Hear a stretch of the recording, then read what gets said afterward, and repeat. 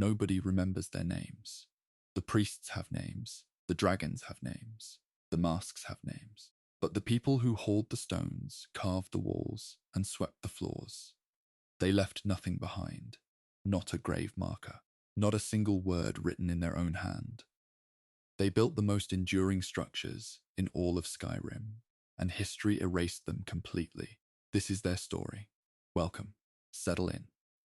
Tonight we go back, further than the Empire, further than the Nordic kingdoms, to a time when the world was still being arranged. These are the forgotten people of the dragon cult. Not the priests, not the dragons, the ones who cooked the meals, carried the tools, and asked no questions. There was a man who spent his entire life carving words he could not read. Every morning he took his chisel and pressed dragon language glyphs into stone walls. He carved them in corridors, above doorways, along the edges of altar platforms. He worked slowly and carefully. He matched the shapes perfectly.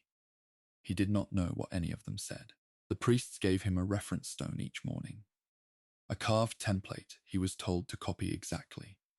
He asked what the words meant once, early in his work. He was told they were prayers. He did not ask again. By the end of his life, that man had inscribed thousands of words in a language spoken only by gods and dragons. He never knew if any of them were prayers at all. His hands remembered the shapes long after his eyes grew weak. The walls of the temple still carry his work. His name is not carved anywhere on them. Deep inside many of these temple complexes, the mornings always began the same way. A woman rose before anyone else, took up a wide-handled brush, and swept the ash from the altar stones. The altars were used in rituals she was never permitted to watch. She cleaned what was left afterward. She did this every morning for most of her adult life. The ash varied. Some mornings there was very little, pale and soft as wood smoke. Other mornings the altar was thick with dark residue that clung to the stone. She did not ask what burned. She swept it into a clay pot and carried it out to a designated pit behind the temple.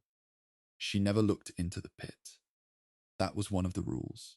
There were many rules for people in her position. Most of them were instructions to look away. Not every person near the dragon cult was there willingly. In the early years of the cult's growth, priests arrived in villages carrying requests. The requests carried weight. One village leader refused. The priests came to his settlement and told him his daughter had been chosen to serve at the nearest temple. He told them no. He said it clearly and without anger. He said his daughter would stay. The priests left without argument. 3 days later, the well water in the village turned brackish and undrinkable. 2 weeks after that, the village's grain stores were found infested. The man never connected these things to the priests openly. But he sent his daughter to the temple before the month was out. He lived another 20 years after that. He visited the temple 3 times. He was never permitted past the outer gate. He never saw his daughter again. The cold air of an early Skyrim morning fills your lungs just thinking about it. Stone passages, torch smoke, the sound of iron striking iron deep inside a workshop. There was a craftsman who made locks. Specifically, he made the iron locks fitted to the sealed crypts beneath dragon cult temples. These were not ordinary locks. They were built to hold from the inside as well as the outside. He designed them to a specification the priests gave him. He was a skilled man, possibly the finest locksmith in his region. He understood the craft deeply. He could look at a lock and tell you everything about how it worked and what it was built to hold. But the priests never told him what was going inside the crypts. He knew the locks were strong enough to hold a man. He knew they were built to keep something in, not just to keep people out. He completed his contracts, collected his payment, and moved to a different settlement near the end of his life. He told no one what he had made. He left no apprentice who knew about that work. Children raised inside temple compounds knew nothing else. They did not know what cities looked like. They did not know what it felt like to walk into a market or hear a crowd. They knew the sound of chanting at dawn. They knew the smell of altar smoke and the weight of silence inside long stone corridors. One child, raised entirely within a temple complex from infancy, grew to adulthood with a completely different understanding of the world than any other person in Skyrim. His world was organized, hierarchical, and quiet. Rules existed for everything. He was taught to serve without asking why. When he was eventually sent out of the temple on an errand, the first time he had ever left the compound, he stood at the edge of the outer gate and did not move for several minutes. The open sky was larger than he had been prepared for. Outside the main temple walls, the farmland stretched in all directions. Some of it had been worked by the same families for generations. The priests changed that. A farmer who had worked his land for 30 years came home one evening to find a boundary marker had been moved. Then another. Over the course of 2 seasons, the priests absorbed most of his fields into the temple's food supply. He was offered a role as a laborer on the land he had previously owned. He accepted it. He had nowhere else to go, and the work was familiar. He still planted his seeds the same way, the same spacing, the same timing, the same quiet attention to the soil. He just handed the harvest to someone else now. Every day he walked past the temple walls. Every day he kept planting, right up to the new boundary line, and sometimes a little past it. No one ever said anything about those extra rows. The wind moves differently through old temple corridors. You can feel it even now, in the ruins, cold and slow and directionless. There were people assigned to carry things between temples. Dragon priest masks were among the most carefully transported objects in the cult. An unnamed carrier, one of several who held this role, spent years moving between holds with sealed cases. He knew what was inside.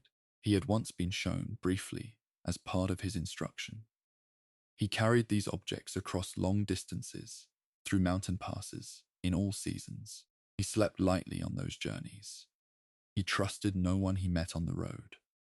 He delivered every case without incident over many years of service. Then one journey he set out from a temple in the north and never reached his destination. The case was recovered some weeks later, unopened, beside a road. He was not found with it. There was a mother who handed her son to a priest and did not see him again. He was 11 years old. She was told he had been selected for a role of honor. She was told he would receive training and shelter and purpose. She was told this was a recognition of something the priests had noticed in him. She did not know what they had noticed. She went home. She waited for word. Months passed. She sent a message to the temple asking about her son. She received no reply. She sent 2 more messages over the following year. No reply came. She eventually traveled to the temple herself and asked at the outer gate. The gate attendant told her there was no record of a boy by that name. She described him carefully. The attendant listened, then told her again that there was no record. She walked back home along a road she had walked her whole life. She never tried again. Not far from certain temples, pens and enclosures were built to house animals. The animals were large, well-fed, and calm. They were not work animals. They were not kept for food. A man whose only listed duty was to feed and care for these animals came to work every morning before dawn. He prepared the feed, cleaned the enclosures, and checked the animals' condition. He was never told what the animals were for. He noticed they were sometimes taken away and not returned. He noticed that after these removals, the air near the temple smelled different for a day or 2. He did not speak about this to other workers. He kept his records clean and his enclosures clean, and his opinions to himself. He held that role for 11 years. The animals he tended were, by all outward appearance, perfectly ordinary.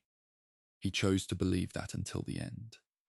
Some cult communities did not fade over centuries. They dissolved in a matter of years.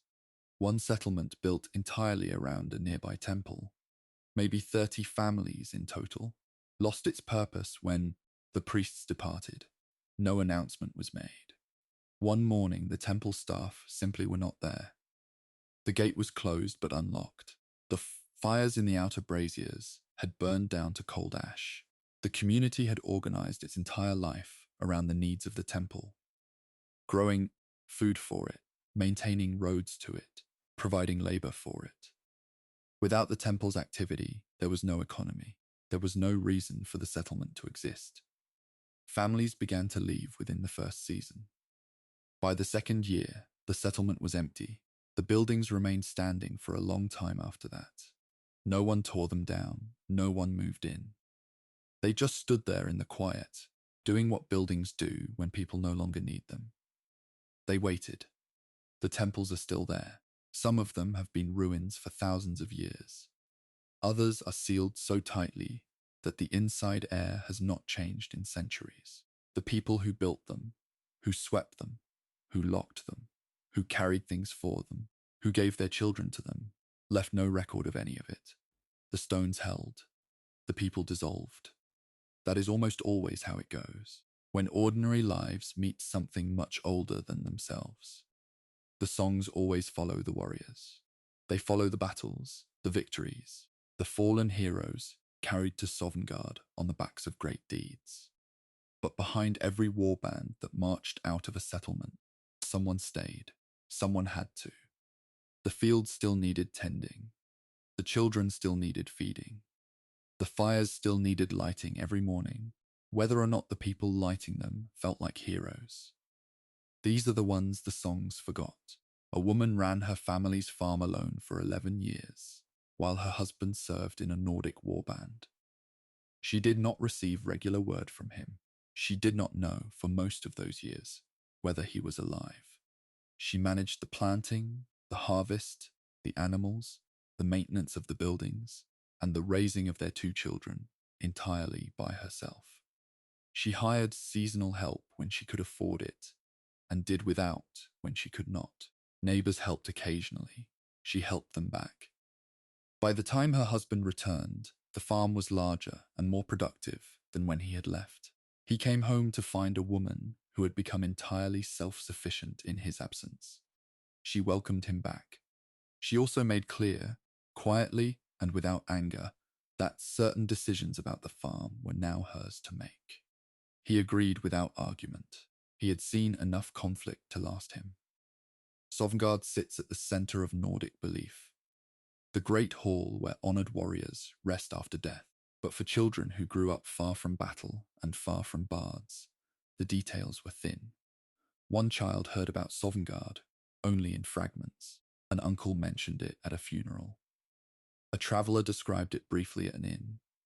The child assembled these pieces into something that made sense to her. She decided Sovngarde was a real place, a physical place. She believed it sat somewhere in the mountains to the north, past the snow line, reachable if you walked far enough and were brave enough to keep going. She spent 2 years planning a journey there. She told her friends she would find it one day. No one corrected her. The adults either did not hear or did not want to explain the difference between a place you walk to and a place you earn. She grew out of the belief slowly, on her own, the way children grow out of most things. The cold settles differently in a hold that has no temple, no warmth from braziers, no smell of incense drifting through the streets, just stone and wind. An old man in a hold without a functioning temple to any of the 9 divines decided to build a small shrine himself. He was not a priest. He had no formal training. He carved a rough figure from a piece of pale wood and set it on a flat stone near his door. He made offerings to it every morning. A piece of bread, a cup of water, occasionally a flower from his small garden. He was not certain the divine was listening. He performed the ritual anyway. It gave his mornings shape. It gave him a reason to pause before the day began. Other people in the settlement noticed. Within 2 years, 4 other households had small shrines near their doors. None of them were identical. None of them were officially sanctioned by any temple. They were simply what people make when they need to believe in something. And the formal structures are not available. A healer who worked near the edge of a conflict zone treated wounded soldiers for several seasons. She treated men from multiple factions. She asked no questions about which side anyone had fought on. She had no strong feelings about the political situation. She had strong feelings about untreated wounds. She kept no written record of anyone she treated. She said later that names felt like a burden she could not carry. If she remembered names, she would have to remember outcomes, and some of the outcomes were not good. She remembered injuries instead. She remembered what worked and what did not. She carried that knowledge forward. Long after the conflict ended, she continued to practice. She trained 2 younger healers. She passed on everything she had learned in those difficult seasons. The names of the soldiers she treated are gone. The techniques she developed from treating them are still in use. Some families did not have the luxury of staying in one place. One family moved 3 times in a single generation, each time following the possibility of better farmland. The first move was forced. Their original land was absorbed into a hold's military supply chain during a conflict. The second move was hopeful. They had heard reports of fertile ground near a river delta in the next holdover. The third move was practical. The river had shifted its course, and the delta was no longer where they expected it. They settled finally in a location that was adequate, but never quite what they had been looking for. The head of the household, in her later years, said, she stopped thinking of home as a place. She thought of it as a practice. Something you did every day with the people around you, regardless of where the land happened to be. Firelight through a small window, the smell of a tallow candle, a girl sitting very still with a piece of charcoal and a flat stone. A traveling merchant who passed through a small settlement twice a year knew how to read. He had learned in a city far to the south. On one of his visits, he noticed a girl watching him read his ledger with intense attention. He taught her the basics across 3 visits: the alphabet, simple words, how letters combined into sounds. By his 3rd visit, she had taught herself the rest, using marks she had made on flat stones. Before he moved on permanently, she had already begun teaching 3 other children in the settlement. She had no books. She used the same flat stones she had practiced on herself. 2 of her students learned well enough to read simple texts. One of them, years later, became a record keeper for a local hold steward. That record keeper never knew the full chain of events that had led to his ability to read. The merchant who started it had long since moved on down some other road. There was an innkeeper who made a quiet decision early in a regional conflict and held to it for the duration. He fed soldiers, all soldiers. He did not ask which banner they carried. He did not ask which hold they answered to. He provided food and shelter to anyone who came to his door with coin and behaved themselves under his roof. He had soldiers from opposing factions sleeping in the same building on several occasions. He told them the rules of the inn clearly when they arrived. No weapons drawn inside, no talk of the conflict at the tables, no trouble, most complied. He had to enforce the rules twice in 3 years. Both times he did it calmly and without hesitation. After the conflict ended, soldiers from both sides occasionally returned as ordinary travelers. Some of them recognized each other from his inn. A few of those reunions were tense. A few were surprisingly warm. The innkeeper watched all of it from behind his counter and said very little. Not everyone who built a home in early Skyrim knew what they were building on. A couple searching for a foundation site found a flat, clear piece of ground near a wooded slope. The stone beneath the topsoil was smooth and regular, almost perfectly level, which made it ideal for building. They cleared the surface, dug their foundation posts, and built their home. Years later, when they extended the building and dug deeper, they found carved stonework beneath them, shaped blocks, a partial archway. Something old had stood on that ground before them and been buried so long that not even a ruin remained above the surface. Only these deep bones. They filled in the extension and built outward instead of down. They did not report the discovery to anyone. They lived in that house for the rest of their lives. The carved stones are still beneath it, wherever it stood. A shepherd spent 30 years on the same hill above his village. He went up in the morning and came down in the evening. He spoke to almost no one during the hours in between. He was not unfriendly. He simply had very little to say and had grown comfortable with that. He knew the hill in a way that most people never know any place. He knew which stones shifted in the rain, which patches of grass grew first in spring, which direction the wind turned before a storm. He was not a man of stories or opinions. He was a man of patterns. When he finally stopped working, too old to manage the slope, he came down from the hill for the last time and sat in the village and found he had almost nothing to contribute to ordinary conversation. He had been watching the world from a distance for 3 decades. Coming back down was harder than he had expected. There is a certain kind of man who needs to see the whole of something before he can be at peace. One man walked across all of Skyrim in a single journey. He was young when he started. He walked from the eastern coast to the western cliffs, from the southern border to the edge of the northern sea. The journey took more than a year. He saw holds he had never heard of. He saw ruins he could not name. He saw weather he had no words for.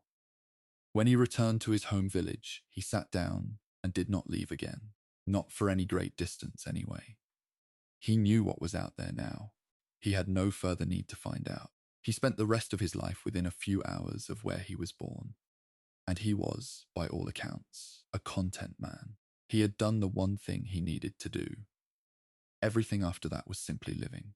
The great stories of early Skyrim are full of warriors and priests and kings. But those stories rest on a quieter foundation. Someone fed the warriors before they marched. Someone kept the fields alive while they were gone.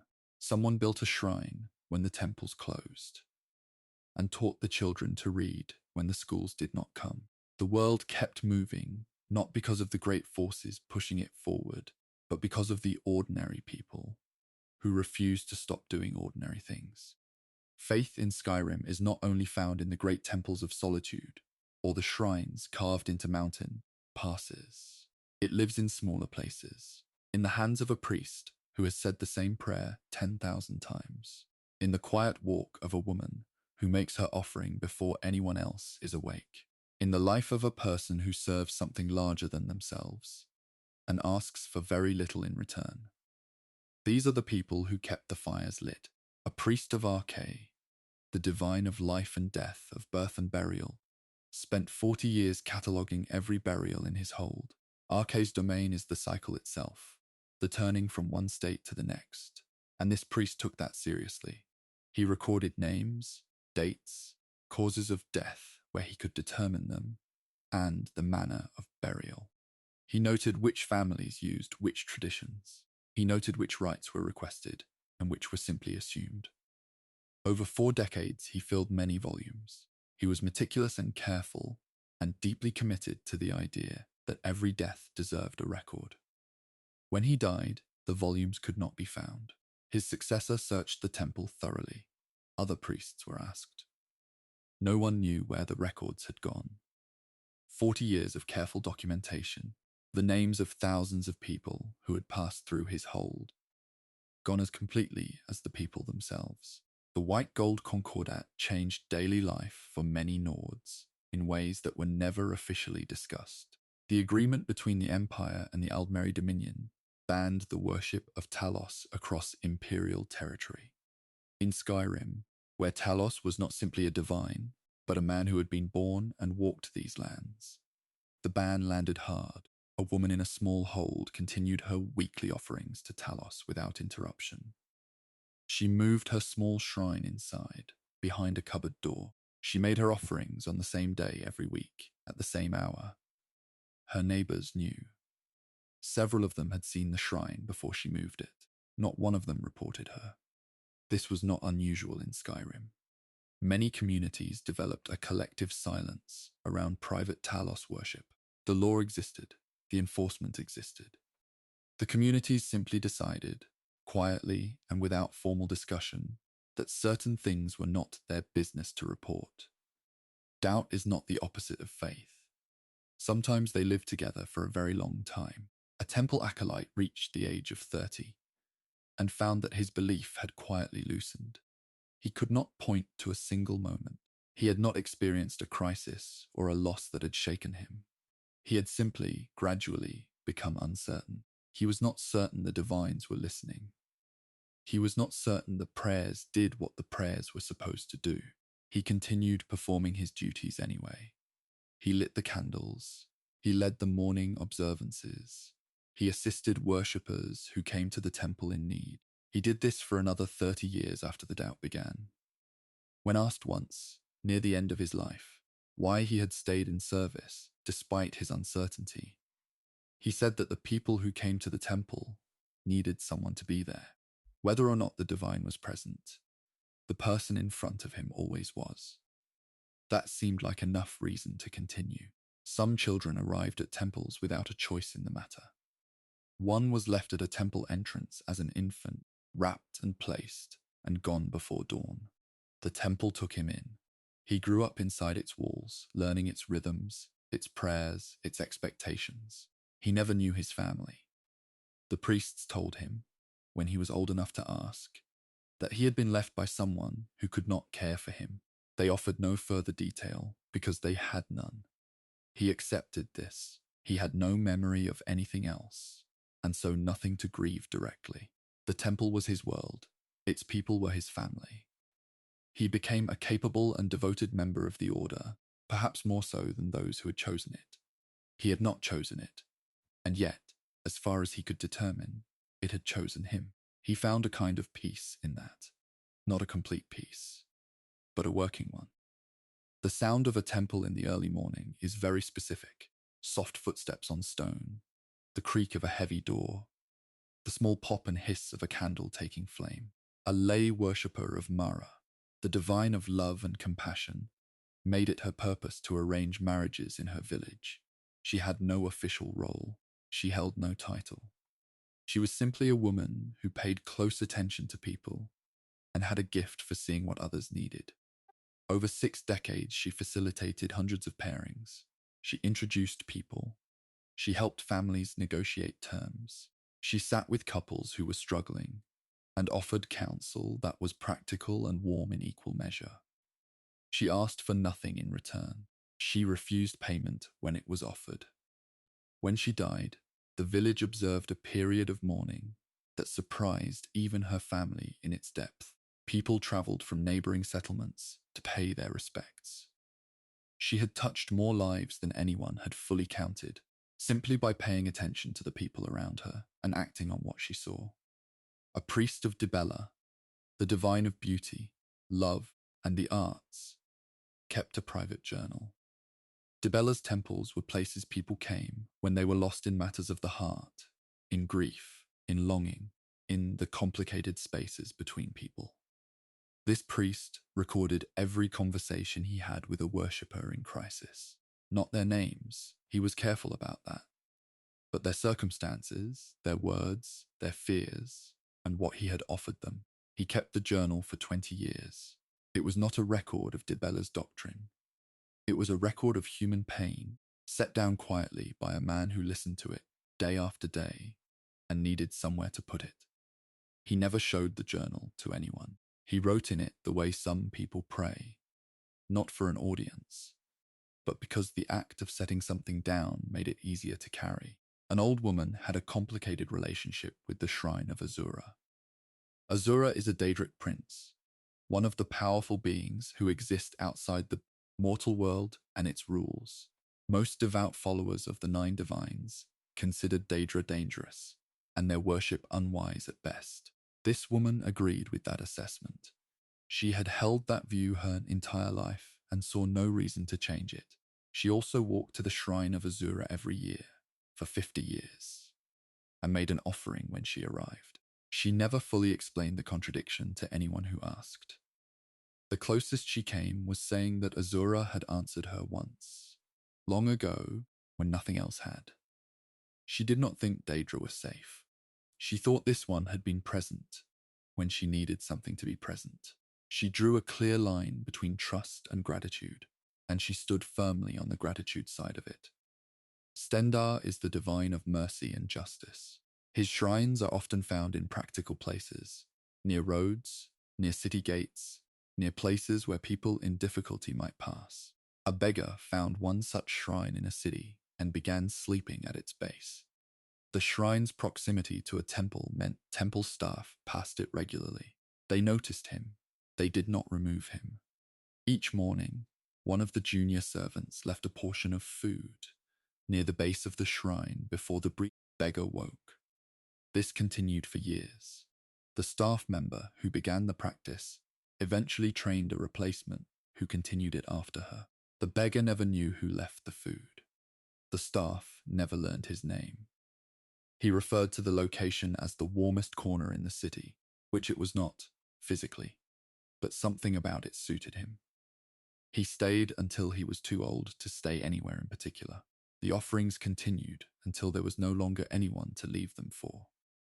Burial rites in Skyrim varied significantly by hold, by tradition, and by family. Some rites were maintained by specific priests who had learned them from specific predecessors. One priest found himself, late in his career, as the last person in his hold who knew how to perform a particular burial rite, a ceremony used for people who had died far from home and been returned for burial. The rite involved specific prayers, specific arrangements, and a particular sequence of actions that took several hours. He had learned it from an older priest who had since died. He had performed it many times. He had never taught it to anyone, because no one had expressed interest, and he had not thought to offer. He died still holding that knowledge. The rite died with him. The families who would have wanted it for their dead had to use something else, something adequate but not quite right, not quite fitted to the specific grief of burying someone who had died away from home. Not every person in a temple spoke to the congregation. Not every person in a temple was visible to the people who came through the doors. A young servant spent years in the background of a busy temple, preparing the candles before services, folding the altar cloth after, restocking the small offering vessels, cleaning the floor of the main hall before sunrise. He did this work carefully. He was good at it. He understood the rhythm of the temple's needs and anticipated them without being asked. He never gave a sermon. He never led a service. He never counseled a worshipper. He was present constantly in the way that necessary things are present, noticed only when absent. Some years after he left the temple, a senior priest was asked to name the most devoted servant the temple had ever had. After a long pause, she named him.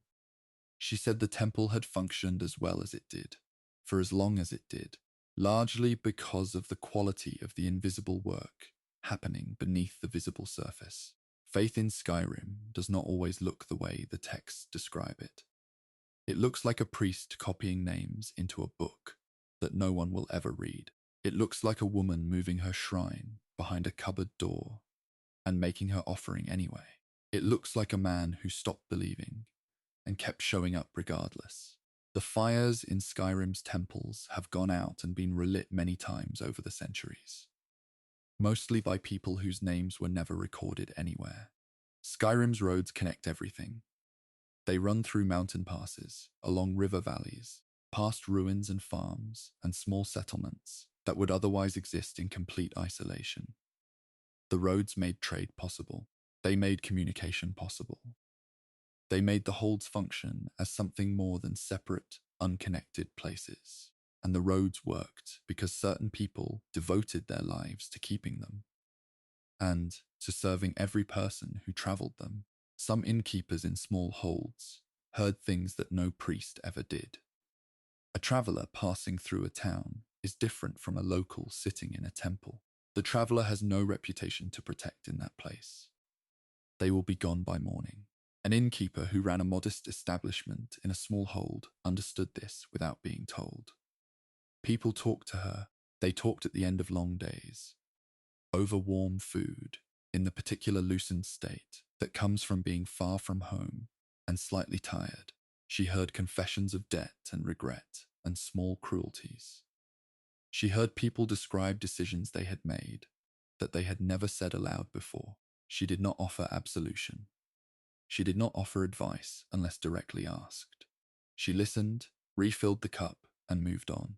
She said once that her inn was the most honest place in the hold, because nobody in it had anything to prove to anyone around them. The travelers left in the morning. The honesty left with them. She kept none of it. A traveling potion merchant spent decades on Skyrim's roads. He had started young, learning the routes from his own father, and by middle age, he had memorized every major and minor road in the province. He knew which passes closed in which months. He knew which roads flooded and which drained quickly. He knew the shortcuts that did not appear on any map, and the apparent shortcuts that were actually dangerous. This knowledge was the most valuable thing he owned, more valuable than his stock, more valuable than his cart. He passed it to one person only, his daughter. He taught her over years of travel together, pointing and explaining and testing her memory.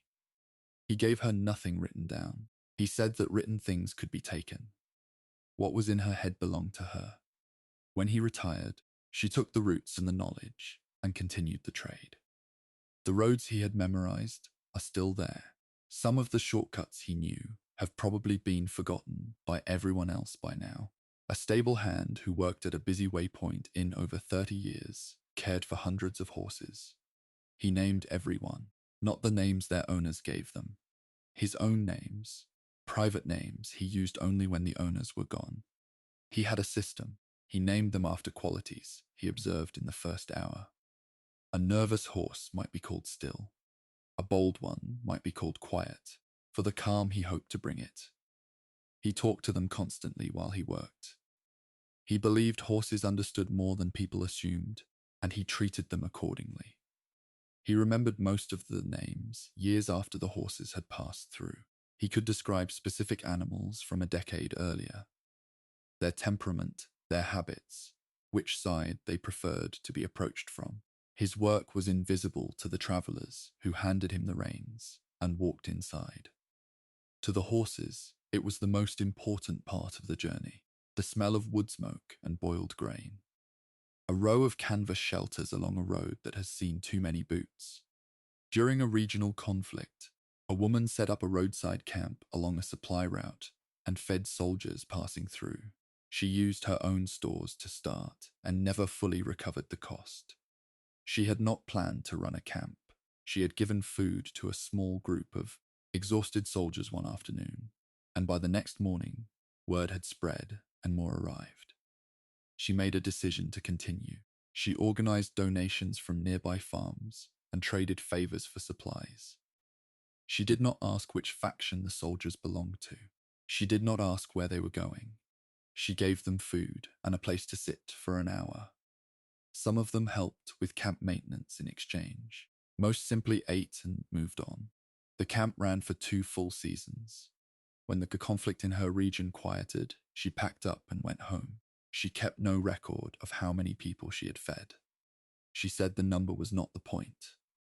A ferryman worked the same river crossing for 40 years. The river was wide enough that walking around it would have added most of a day to any journey, so his ferry was used by nearly everyone traveling through that part of Skyrim. He kept account. Every person who crossed, he marked in a small ledger. He did not record names, just a mark, one per person.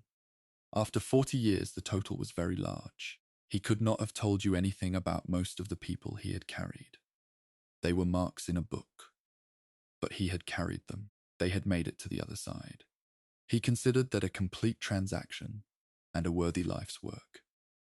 When he finally stopped working, he handed the ferry and the ledger to a younger man who asked him why he had kept the count. He said he was not entirely sure. It had seemed important at the start to know that the crossings were real. After a while, it became habit. After that, it became the point. Night shifts at city gates were long and usually quiet. A guard who worked the night shift at a city gate for many years kept a private book. He recorded things he saw in the dark hours that he could not easily explain. Not dramatic things, nothing that frightened him. Small things. A light that moved along a road at a consistent pace, but had no visible source. An animal that sat at the edge of the torchlight for a full hour, and then left without startling. A traveller who arrived just before dawn, said 3 words he did not recognize as any language he knew, and walked through the gate before he fully processed what he had heard. He wrote these things down carefully. He shared the book with no one. He was not sure what the entries meant. He was not sure they meant anything at all. He simply felt that things seen in the dark hours deserved to be written somewhere, even if no one ever read it.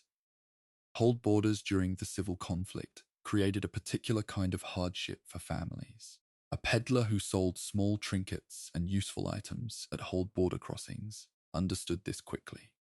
Families were separated by the lines. Letters could not always be delivered across contested territory. He began carrying messages. He tucked them into his pack alongside his goods and passed them to contacts on the other side of the border. He was not affiliated with either faction. His goods were too modest to attract serious inspection. He carried hundreds of letters over 2 years of active conflict. Some of them reached their recipients. Some did not. He never charged for this service. He did not speak about it openly. When the conflict eased and borders became less rigid, he returned to selling trinkets. He had no particular feelings of heroism about what he had done. It had been a practical service. People had needed letters carried. He had been in a position to carry them. A retired caravan master settled in a small town in his later years, with no intention of staying involved in trade. He lasted about 4 months before the disorganization of the local trading routes became too obvious to ignore. The town sat at a useful crossroads, but was not taking advantage of its position. Merchants were bypassing it due to unreliable supply availability. He began making quiet suggestions. He spoke to the local merchants individually, not as a group. He helped them coordinate timing so that the goods arriving matched the goods needed. He introduced 2 merchants who had complementary supply chains and let them figure out the rest. Within a year, the town had become a reliable stopping point on 2 regional routes. He never took payment. He never held an official role. He had simply seen an inefficiency and found it more comfortable to fix it than to watch it continue. A cook at a military camp outlived 3 separate commanding officers and remained in place through 2 distinct conflicts. Commanders came and went. The political situation shifted. The faction colors on the tents changed once. The cook stayed. He was good at his job, which was feeding large numbers of people consistently under difficult conditions with limited supplies. He had no opinions about the wars he cooked through. He had opinions about flour quality and fire management, and how long meat could be safely held in cold weather. Soldiers who had served under multiple commanders noted that the food was the most consistent thing about military life. Several of them said this as a compliment. The cook received it as one. When he finally left the camp, old and stiff-jointed, the soldiers threw him a farewell that was genuinely warm. He had fed them through things they would spend years trying to forget. That counted for something. A woman who lived near a well-used road outside her village noticed that the road was deteriorating and that no one in any official capacity was doing anything about it. She began maintaining it herself. She filled ruts with packed gravel. She cleared stones that had rolled onto the surface from the slopes above. She cut back vegetation that encroached on the edges during spring growth. She did this for decades. Travelers passed her regularly. Most did not know they were watching road maintenance happen. Some said thank you. Most did not. She received no payment. No hold official ever acknowledged her work. The road remained usable because of her. When she became too old to do the heavy work, she spent a season teaching a younger neighbor her methods. The neighbor continued the work. The road continued to be maintained. Somewhere in a hold record, the road is described as well kept. No name is attached to the reason why. The roads of Skyrim are old. Some of them follow paths that were walked for centuries before anyone thought to lay stone. They exist because people needed to move between places, and because other people made that movement possible. The innkeepers and ferrymen and cooks and road menders did not make history. They made history possible for the people who did. That distinction matters more than it is usually given credit for. Most of what soldiers and guards did was wait. They waited at posts, at gates, at the edges of camps. They watched roads that stayed empty for hours. They stood in weather that did not care about them. The battles and the conflicts fill the songs, but the songs leave out the years of standing still in between. These are the stories from those years. A city guard in Whiterun worked the same gatepost for 22 years. He arrived before dawn and watched the sun come up over the same set of rooftops every morning for more than 2 decades. The view changed very little. A building was added once, on the left side of his sightline. A tree grew taller over the years, and eventually blocked a piece of the horizon. He noticed these changes the way you notice anything that shifts gradually, not as events, but as the slow accumulation of days. He was not an unhappy man. He was a steady one. He knew the people who came through his gate. He knew their rhythms and their faces. He could tell when something was wrong with a regular traveller before they said a word. After 22 years at the same post, he knew that stretch of road the way the ferryman knew his river, completely and without drama. A soldier stationed far from home during a long deployment wrote letters to his wife regularly. He wrote about the weather, about the food, about small observations from camp life.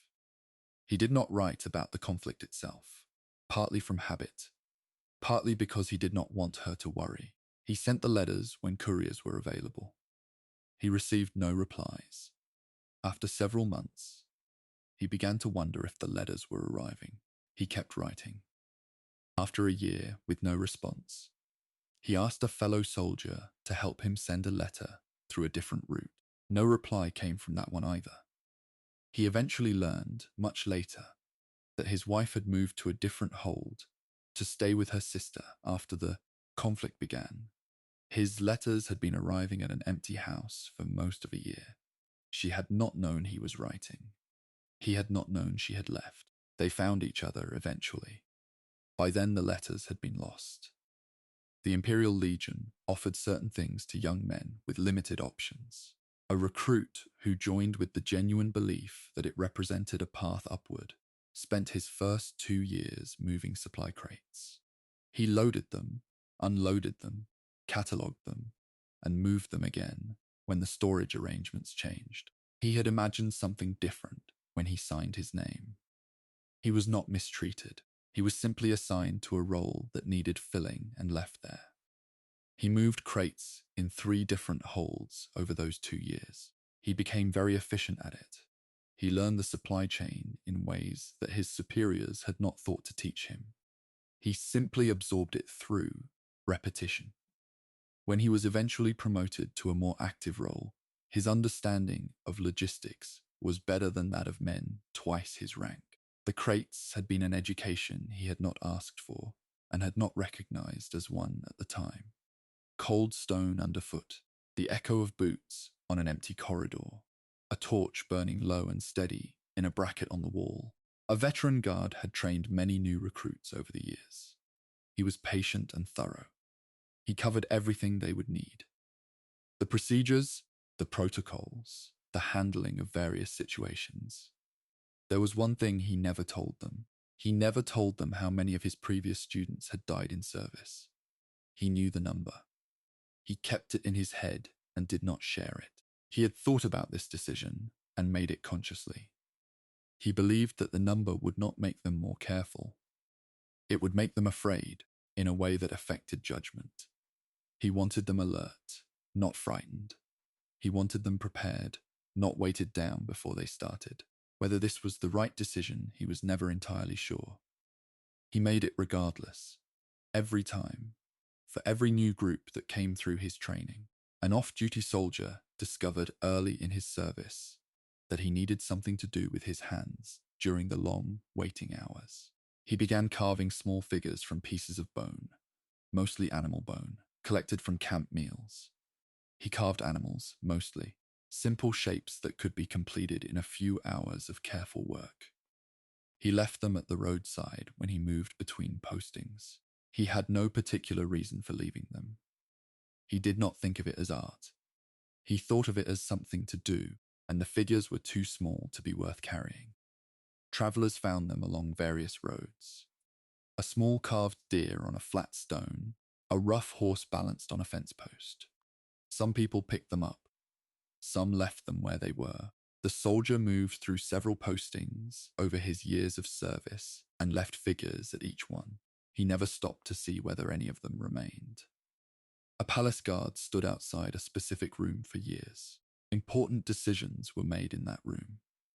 He could sometimes hear voices, and occasionally the sound of something being set down hard on a table. He never heard words clearly enough to understand them.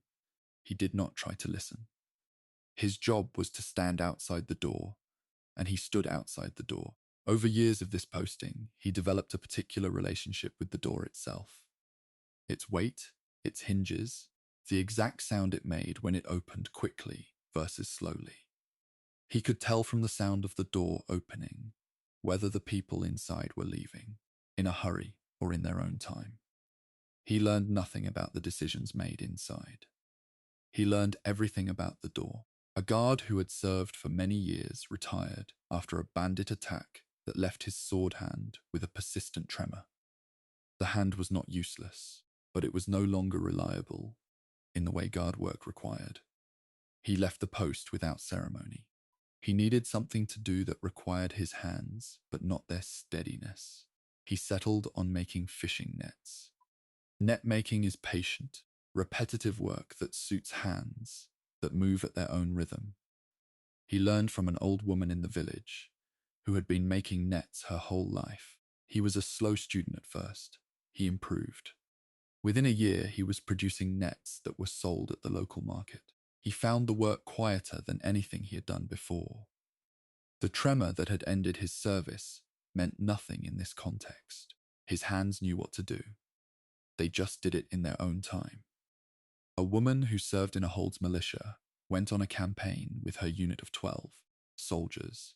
She was the only one who came back. She did not speak publicly about what had happened. She filed her report with the Hold steward and answered the official questions, and said nothing beyond that. She returned to her post. She continued her service for several more years. Her fellow guards knew what had happened in a general way. News traveled through militia ranks, but no one asked her directly. She did not volunteer information. She was present, capable, and quiet on the subject. After she retired, she moved to a small settlement far from the Hold she had served. She tended a small garden. People who knew her said she was a calm neighbor and a reliable one. Nobody there knew what she had survived. There is a particular kind of fear that comes from waiting to be found. A soldier who deserted his post during a conflict settled in a small village and spent the rest of his life with that fear sitting quietly at the back of everything. He was careful. He used a different name. He built a modest, unremarkable life. He did not make friends quickly. He did not draw attention. Every time a stranger arrived in the village, he felt the fear sharpen for a day or two, until the stranger's purpose became clear. No one ever came for him. The conflict ended. The records of deserters were not carefully maintained. He was, in all practical terms, safe. He never fully believed this. The fear simply became part of how he lived, a permanent companion he had learned to carry without letting it slow him down. A gate guard let someone through without papers one night. The persons had arrived late, alone, and offered no documents when asked. They said something quietly that the guard did not fully catch. Something in their manner, not threatening, but carrying a kind of weight, made the guard step aside. He did not know why he did it. He thought about it for years afterward. He never learned who the person was, or what they had come to do in the city. Nothing obviously significant happened in the following days. The guard continued his work. But the question stayed with him. The small, unresolvable question of what passes through an open gate when you are not paying full attention, and what it becomes once it is inside. A former soldier left his service and became a blacksmith. He was good at it. Military service had given him a practical understanding of how weapons and armor were used, which made him better at making them. His work was in demand. His shop was busy. He never spoke to his children about the war. Not once, across all the years they grew up in his house. They knew he had served. They did not know anything else. He did not forbid questions. They simply never asked. Children read their parents carefully, and his children had read him accurately enough to understand that this was closed ground. When he died, his eldest found a small bundle of objects at the back of a locked box. Old things. She did not know what any of them were. She kept them anyway, the way you keep things that clearly mattered to someone you can no longer ask. Guard duty and soldiering are remembered as action, but action was the smallest part. Most of it was the slow accumulation of ordinary days. The same gate, the same road, the same post. The people in these stories held their positions, not because they were heroes, but because the positions needed holding. They stayed at their posts. They waited. That, in its own way, is its own kind of courage. Children in Skyrim did not choose the world they were born into. They did not choose the conflicts, the hardships, or the losses that shaped them. They simply arrived, and then they adapted, the way children always do, finding ways to make sense of what surrounded them and building lives from whatever was available. These are the stories of some of those children. Riften's orphanage was a hard place in a hard city. The children there had real histories, real losses, real families who had died or disappeared or simply left. A child who had been there long enough to understand the weight of those real histories made a decision, quietly and without telling anyone, to replace them with better ones. She invented detailed backstories for every child in the orphanage. Not sad stories, interesting ones. One boy was secretly the son of a famous merchant who would return for him when his long journey was complete. A girl had been left at the orphanage for her own protection, while her mother completed a dangerous errand. She did not tell the children these stories as truth. She told them at night, in a low voice, as something between a story and a possibility. Some of the children knew they were invented. They listened anyway. The real histories were still there in the morning. But the nights were easier. A boy who grew up near a village graveyard taught himself to read using the carved stone markers on the graves. He had no teacher and no books. What he had was time and curiosity, and a great number of carved words at roughly his eye level. He started with the letters he could match to sounds he already knew. He worked through names first, then dates, then the short phrases that appeared on many markers, words of rest, words of remembrance, simple descriptions of a life. It took him a long time. He made mistakes and corrected them slowly. By the time he was old enough to need reading for practical purposes, he could manage it adequately. His reading was slower than someone formerly taught. His understanding of death and commemoration was considerably deeper. He had learned both subjects from the same stones, at the same time. Firelight Low, two old people and a child, who asked too many questions they could not fully answer. A girl was raised by her grandparents. After both her parents died in a conflict she was too young to have been part of. She knew something had happened. She could see it in the way her grandparents paused before answering certain questions. She could feel the shape of the absence, even without understanding its edges. Her grandparents loved her with a particular intensity that she sensed was connected to loss. They gave her everything they could. They answered her questions about her parents carefully and selectively. The warm memories, the small details, the kind of people they had been. They left out the ending. She constructed the full picture slowly, over years, from fragments. By the time she understood what had happened, she was old enough to hold it without being undone by it. Her grandparents had timed the truth carefully. It was the most deliberate thing they ever did for her. A child began working in a mill at age 7. This was not unusual in the settlement where he lived. Children worked. It was the shape of life there. He ground grain, carried sacks, swept floors, and maintained the basic operations of the mill under the supervision of the miller. He did not experience this as deprivation because he had nothing to compare it to. This was childhood. He worked, he ate, he slept, he grew. He became very good at mill work. By his mid-teens, he could manage most operations without supervision. By adulthood, he owned a share of the mill. He hired younger workers, some of them the same age he had been when he started. He paid them fairly and did not work them past their capacity. He had no particular theory about this. It was simply how he felt it should be done. He had been small once, doing necessary work, and he remembered what it felt like to be taken seriously at that age. A hold steward foreclosed on a struggling farm and separated 2 siblings in the process. The older one, a boy of 12, was sent to work in the hold stables. The younger, a girl of 9, was taken in by a different family in a different settlement. Neither was told where the other had gone.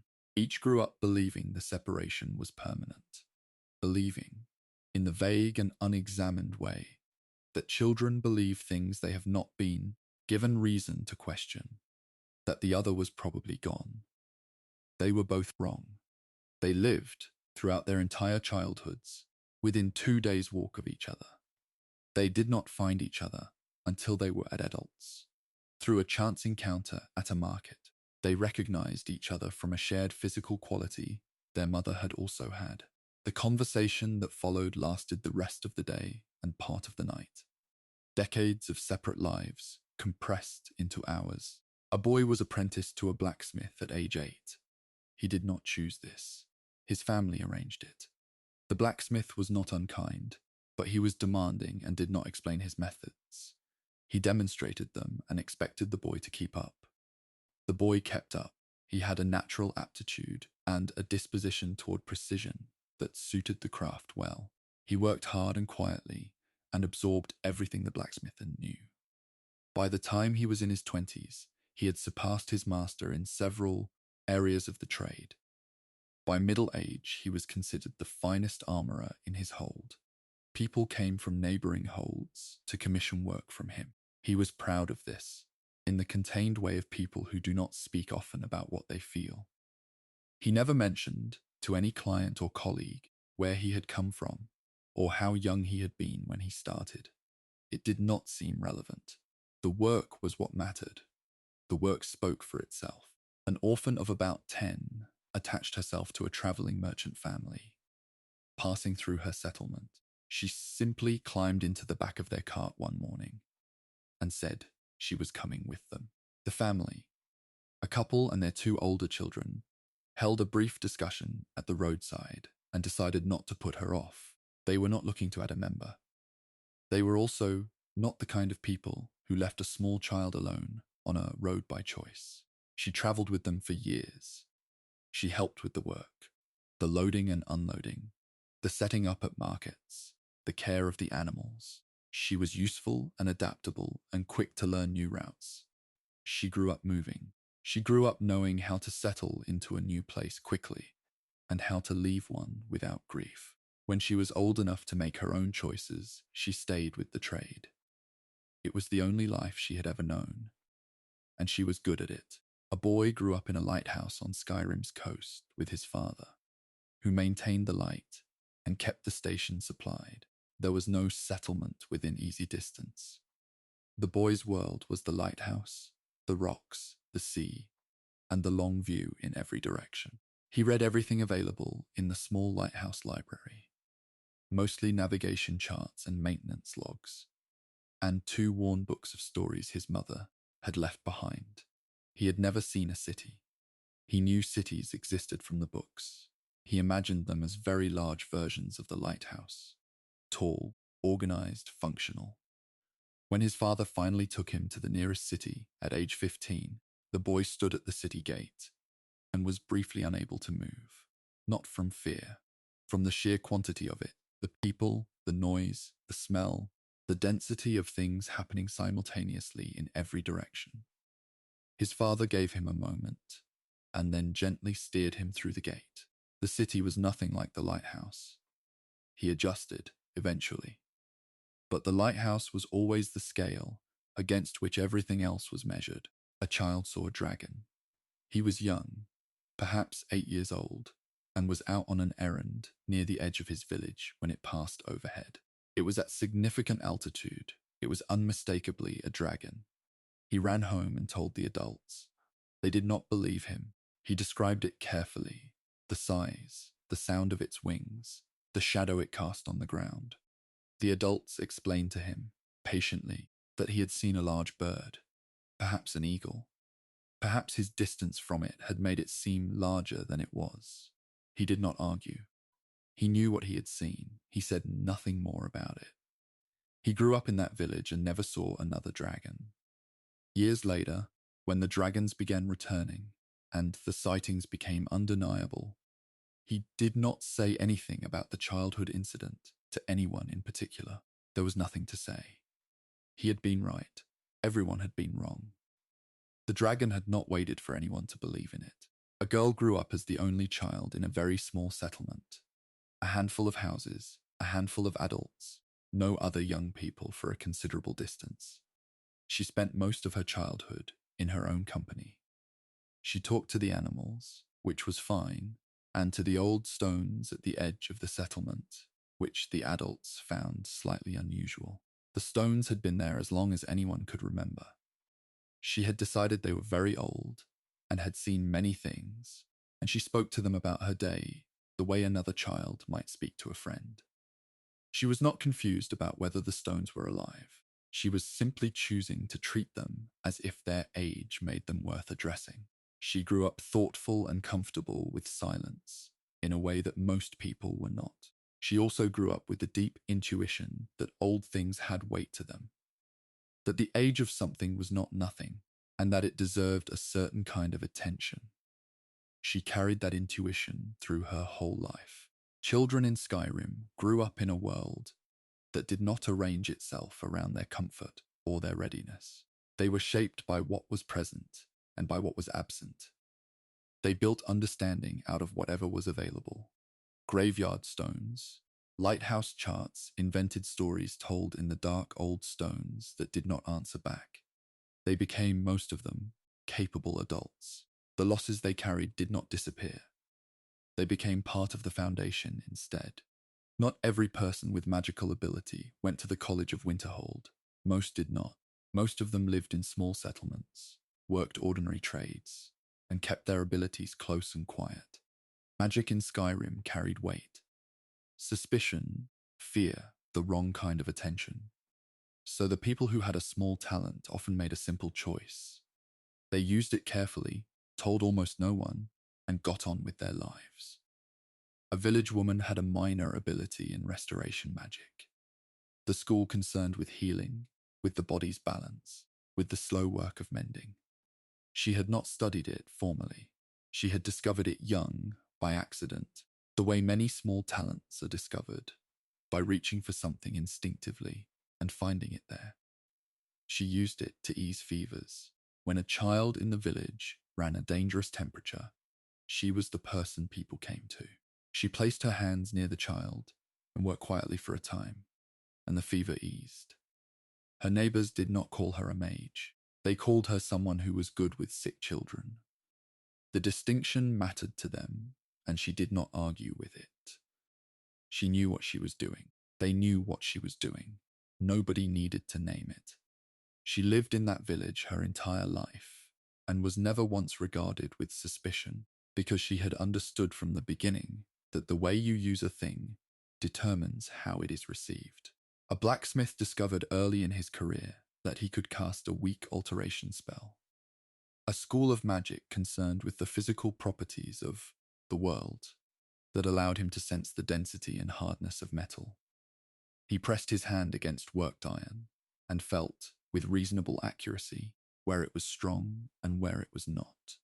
This was useful. It made him better at his craft. He told no one. For 30 years, he used this ability as part of his daily work and attributed his skill entirely to experience and trained judgment, which was also true. The spell was an additional tool, not a replacement for actual knowledge. He had no particular fear of being found out. He simply saw no reason to introduce a complication where none existed. He was a blacksmith. He made good metal. Everything else was beside the point. The cold draft of a stone house at night. A child lying still, watching a candle across the room. A boy discovered he could light candles without a flint at some point around his 8th year. He was alone when it first happened. A small involuntary release of something, and the wick caught. He stared at it for a long time. He told no one, particularly not his father, who had strong and frequently expressed views about magic and the kind of people who used it. The boy learned to hide the ability completely. He always had a flint on him. He used it visibly, every time, even when he did not need to. He grew up managing this small secret alongside everything else that growing up required. In adulthood, he moved away from his home settlement and relaxed somewhat. He used the ability in private, occasionally, when it was convenient. He never did anything significant with it. It remained what it had always been. A small thing, carefully hidden, that cost him more in caution than it ever gave him in usefulness. Hedge wizards occupied an uncomfortable space in Skyrim's social order. They were not affiliated with the college. They had no official standing. They traveled between settlements offering minor services, finding lost objects, treating persistent ailments that ordinary healers had not been able to resolve, occasionally identifying what kind of creature had been causing problems near a farm. A hedge wizard who spent years on this circuit was tolerated in most places and trusted in none. People used his services and watched him leave with visible relief. He understood this. He did not take it personally, or had learned not to. He kept his manner calm and his fees modest. He did not linger after his work was done. He had developed a precise sense of how long he could stay in a place before tolerance began to shift towards something less comfortable. He moved on reliably before that point. It was a skill in its way, knowing exactly where the edge was and staying just short of it. A farmhand working with a hand plow on a particularly difficult stretch of rocky soil one morning did something with his hands that he could not afterward explain, and the tool changed. It did not look different. But from that morning forward, it moved through difficult ground more easily than it had any right to. It turned soil that should have taken twice the effort. It did not break under conditions that should have broken it. He understood, with the slow certainty of a man who works with physical tools and knows exactly what they should do, that something had happened that should not have. He told no one. He did not want to lose the tool, and he did not want to answer questions about it. He used it for the rest of his working life. He treated it with particular care and never lent it to anyone. When he retired, he kept it in his house. His children found it after he died and noted that it was an unusually well-preserved old hammer. They sold it at market for a modest price. It passed out of their family and into the hands of someone who had no idea what they were holding. A tavern keeper had a low-level ability in illusion magic. The school concerned with the mind, with perception, with the subtle alteration of how people experience their surroundings. She used it on difficult evenings when the atmosphere in the tavern was tipping toward trouble, a slight shift in the mood of a room, a small, barely perceptible softening of the edge that drink and a bad day put on certain people. She did not think of this as magic in any significant sense. She thought of it as managing the room, which was her job. Other tavern keepers raised their voices or called for the door guard. She adjusted something quieter. The result was the same, a room that stayed manageable. She had never formally studied illusion. She had no theory about what she was doing. She had simply found something that worked and used it, the way practical people use whatever is available. An old woman in the Reach, the rugged, contested western region of Skyrim. spent many years teaching children to identify plants. She knew which plants had medicinal properties. She knew which could be combined and which could not. She knew which were dangerous and how dangerous and in what quantity. She taught all of this to children who were interested and some who were simply present. She never used the word magic. She did not say these plants had magical properties, though many of them did. She said this plant does this thing, and this one does that thing, and this combination does something else. She spoke about plants the way someone might speak about tools, in terms of function, not mystery. Several of the children she taught went on to become capable herbalists and healers. None of them, as far as she knew, ever formally studied magic. They simply knew which plants did which things. That knowledge was old before the college existed. It would continue after the college was gone. The wind off the Sea of Ghosts finds every gap in a stone wall. A young man who had grown up near that coast knew that kind of cold well. A young man from a coastal settlement attended the College of Winterhold for 1 semester. He was not poorly suited to the work. He had genuine aptitude. He left anyway. The college was far from home, the environment was strange, and he had a family situation that required his return. He went home with 1 semester of formal training and a considerably more precise understanding of his own abilities than he had arrived with. He used that training for the rest of his life in ways the college had probably not envisioned. He reinforced the foundations of buildings that were shifting in the frost. He helped the local healer with cases that conventional treatment was not resolving.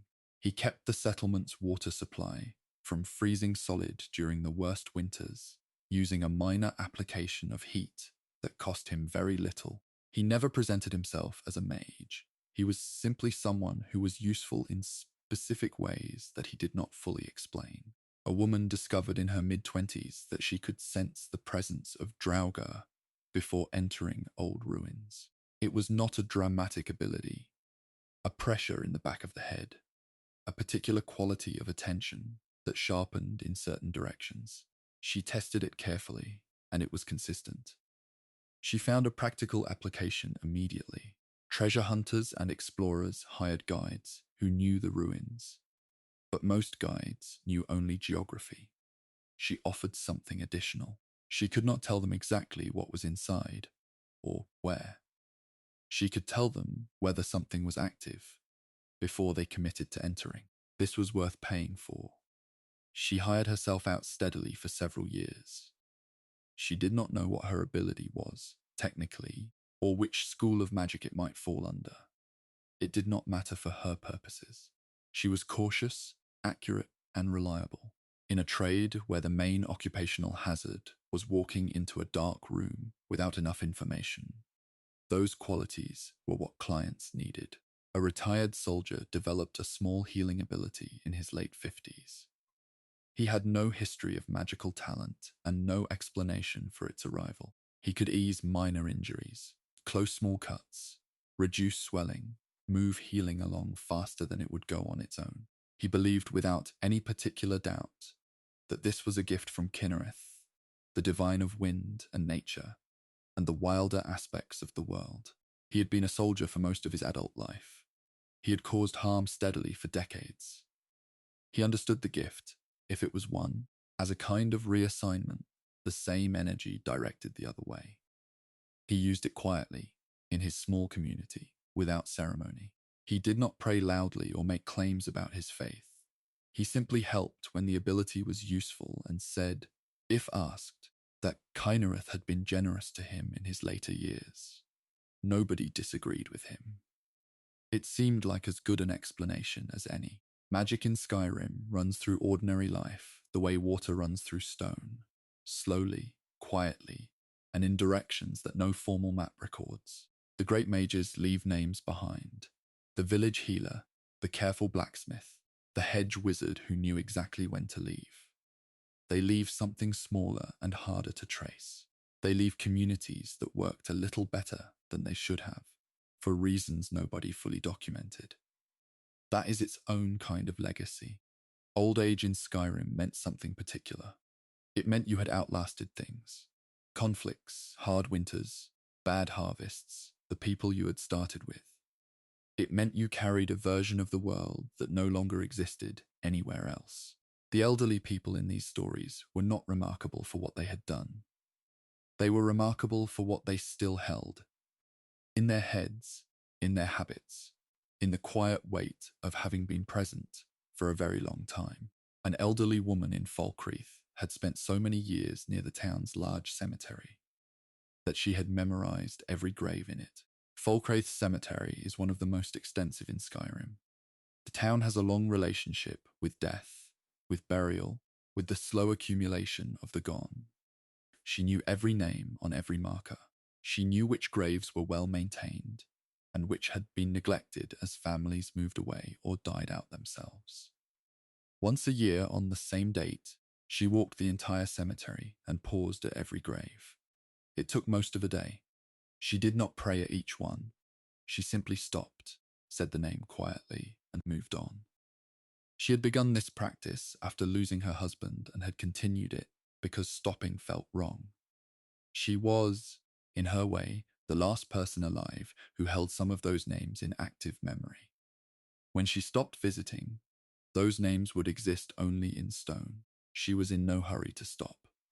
An old farmer who had lived near Helgen for most of his life told the same story every autumn.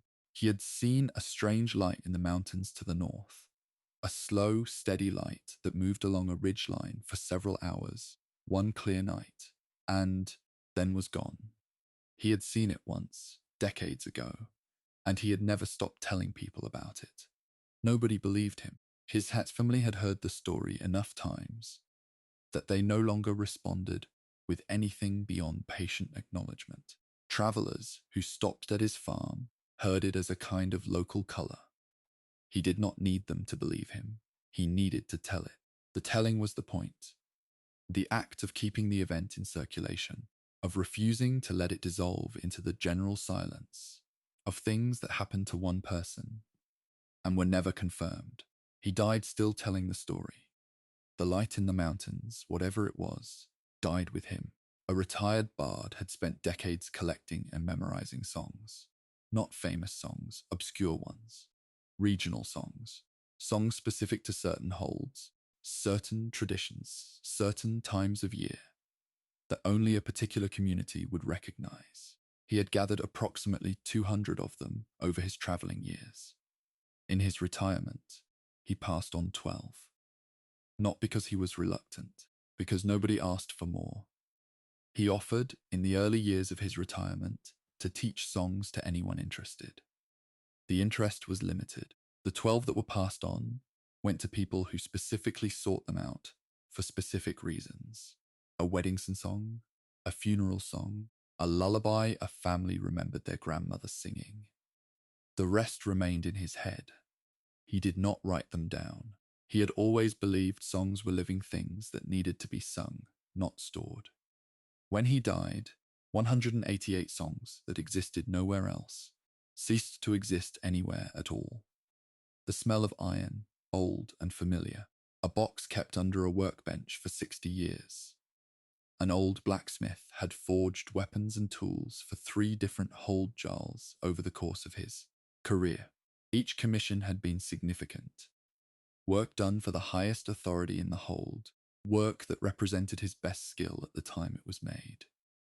After each commission, he had kept a small piece of the iron, a fragment trimmed from the final shaping, a small offcut from the raw material. He stored these pieces in a wooden box he kept beneath his main workbench. By the end of his career, the box held dozens of small iron pieces, each one representing a different commission, a different period of his work, a different chapter of his craft's development. He could hold each piece and remember the job it came from. He told no one about the box. When he died, it was found by his apprentice, who recognized the pieces for what they were and kept the box intact. The apprentice understood, without needing it explained, that this was not scrap. An elderly innkeeper had been in the same hold for 50 years. Inns collect information the way water collects in low places, naturally, without effort, simply because of what they are. She had heard 50 years of rumor, gossip, news, half-truths, and genuine secrets. She kept all of it, not written down, in her head. She knew which families had old grievances with which other families.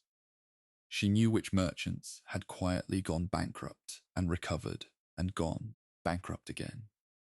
She knew about affairs and debts and old crimes that had never reached an official ear. She shared none of it, not from any formal commitment to discretion. She had simply decided long ago that most information was not hers to distribute. People had spoken in her inn under a particular assumption of privacy, the same assumption they brought to confession or to the privacy of their own homes. She had honored that assumption for 50 years. She would honor it until the end. An old man in Riverwood claimed, consistently and without drama, that he had once spoken to a dragon. Not during the recent return, long before that, when dragons were supposed to be gone, and the sightings were supposed to be old men's stories. He said it had been resting on a ridge above the river, very still, and that he had approached it because he had not, at the time, fully understood what he was looking at. He said they had exchanged a few words, or something that functioned as words, in a way he found difficult to describe precisely. He said the dragon had seemed tired, not dangerous, not threatening, simply very, very old, and tired in the way that something gets when it has been alive for longer than the world around. It has been stable. Nobody believed this story. He told it without needing them to. He described the dragon not with fear, but with something closer to sympathy. Whatever he had seen, or believed he had seen, it had left him with the impression of a creature carrying a very long history, and doing so with difficulty. A woman had outlived her husband, her 3 children, and 2 of her grandchildren.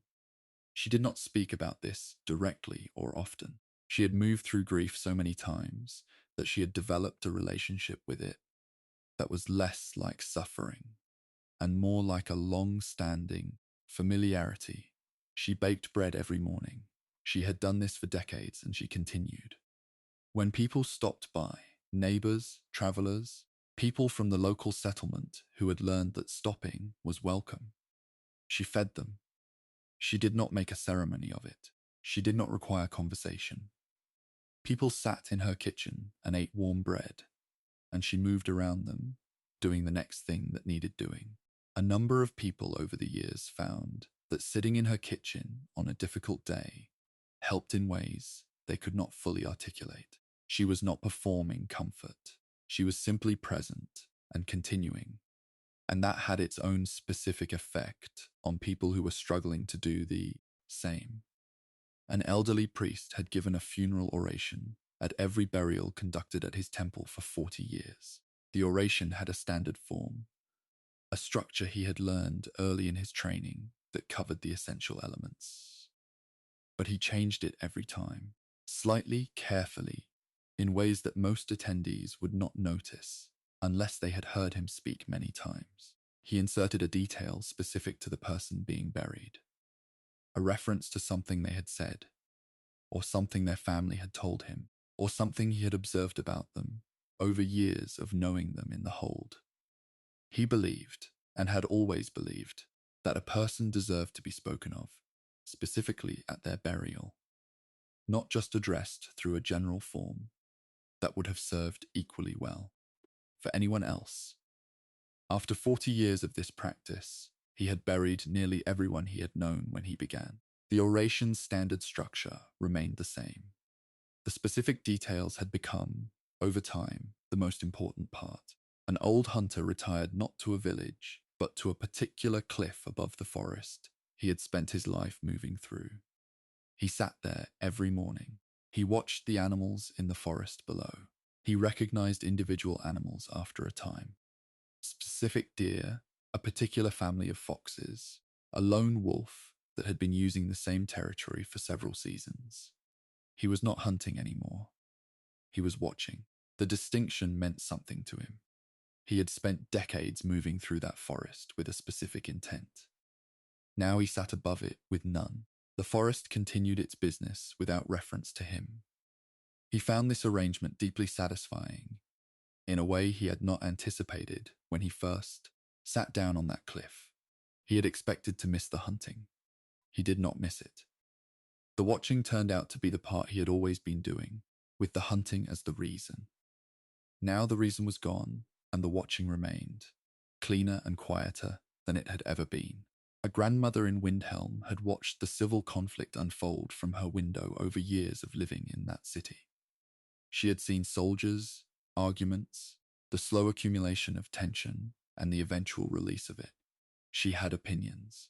She had processed what she had seen and formed views about it that were considered and specific. She told none of this to her grandchildren. She answered their questions about the conflict with the briefest factually accurate responses she could manage, and then redirected to other subjects. When pressed for her opinion, she said she was too old to have opinions about things that were over. This was not true. She had many opinions, and they were quite sharp. She had simply decided that her grandchildren would need to form their own understanding of what had happened, and that her version, given the proximity and the weight she gave it, would crowd out their ability to see the thing clearly for themselves. She kept it. She gave them room. The old people of Skyrim carry the world that was. Not perfectly. Memory bends over time, and the things we choose to remember say as much about us as the things we saw. But they hold something that exists nowhere else. When they go, that version of the world goes with them. All that remains is the version that comes after, and the faint impression left in the people who listened carefully, while there was still time.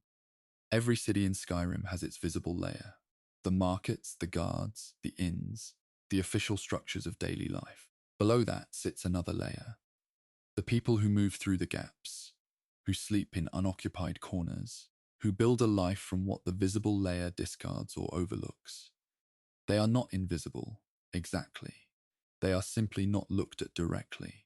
These are some of their stories. Markarth is built differently from any other city in Skyrim. It is carved from stone, built into a cliff face, layered and recessed, full of passages and alcoves and spaces that were shaped by the Dwemer long ago, and have not been fully accounted for since. A beggar who had lived in Markarth for many years had explored these spaces with the thoroughness of someone whose survival depended on finding shelter. He had mapped in his head every unused alcove, every section of corridor that saw no regular foot traffic, every recessed doorway deep enough to sleep in. He slept in a different location every night. This was not randomness. It was a system. Staying in one place too long attracted attention, or became someone else's concern. Moving regularly made him part of the background texture of the city, rather than a fixture anyone needed to address. He knew Markarth's hidden geometry better than most of its official residents. The city had more room in it than it appeared to, if you knew where the spaces were. Riften had a reputation, and the reputation was largely deserved. The Thieves' Guild operated there. Petty crime was common. A pickpocket who worked the market district had a practice that set her apart from the others who worked the same area. She returned things. Not everything. She was still working, still surviving on what she took. But when she lifted something from a person who she assessed, quickly and accurately, as someone who could not afford to lose it, a worn coin purse from an elderly woman, a small piece of jewelry that looked like the only valuable thing its owner possessed, she found a way to put it back, or near enough back that the person would find it. She was skilled enough to do this without being caught in either direction. She had no formal principles about it. She had simply grown up without money and retained a specific understanding of what it felt like to lose the last of something. That understanding had edges she chose not to cross. A woman in Whiterun's market district had built a trade from what other people left behind. She walked the district early every morning before the stalls opened and collected what had been dropped, left, or discarded the evening before. She cleaned and sorted these items and sold them from her own small table. She knew the daily rhythms of every merchant in the district. When they arrived, when they were distracted, when their attention was elsewhere. This knowledge was purely practical. She was not stealing from them. She was collecting the residue of the market's operation. Over years of this work, she had developed a good eye for value and a reliable customer base of people who wanted inexpensive versions of useful things. She was not wealthy. She was stable, which in her circumstances was the more important thing and harder to achieve. Torchlight through a crack in stable planking, the smell of hay and horses and cold air coming under the door. A man had been banned from every inn in Whiterun at various points for various reasons that collectively amounted to a pattern the innkeepers recognized even if each incident had been individually minor. He slept in the stables. He had been doing this long enough that the stable hand had stopped trying to remove him, partly because removing him created more disruption than leaving him, and partly because he had proven useful. He helped with the horses. He cleaned when he was present early enough in the morning to do it. Before the official work began, he was good with difficult animals. Patient in a way that came from having no particular schedule of his own to maintain. The stable hand did not think of him as an employee and did not pay him. He did not think of himself as an employee. The arrangement was simply what it was. A man who needed somewhere to sleep and animals that benefited from his presence, with nothing official required to make it function. A woman who had come from a family of some standing lost everything. The property, the social position, the financial base, through a debt dispute that she maintained until the end was not her fault, and that the official records of the hold supported in a limited way without resolving in her favor. She spent 20 years selling small goods from a street table. She had changed her name early in this period, from calculation rather than shame. She did not want her family to find her until she had something to show for the years in between. She was, by the end of those 20 years, a competent and self-sufficient person, with no remaining illusions about what institutions or family connections actually provided. Her family found her eventually through an accidental recognition by a distant cousin. The reunion was civil. She returned to nothing of her former life. She kept the street table for another few years before retiring comfortably. The 20 years had cost her things she never recovered. They had also given her an education in actual survival that she would not have traded. A child of about 8 spent 2 years surviving alone in the poorer section of Riften. She was not entirely alone. The district had a loose community of people who occupied the same margins she did, and some of them looked out for her in the indirect way of people who have little to spare, but maintain a basic instinct toward the small and vulnerable. She ate when she could find food, slept where she could find shelter, and developed a set of skills in locating both that served her well for years afterward.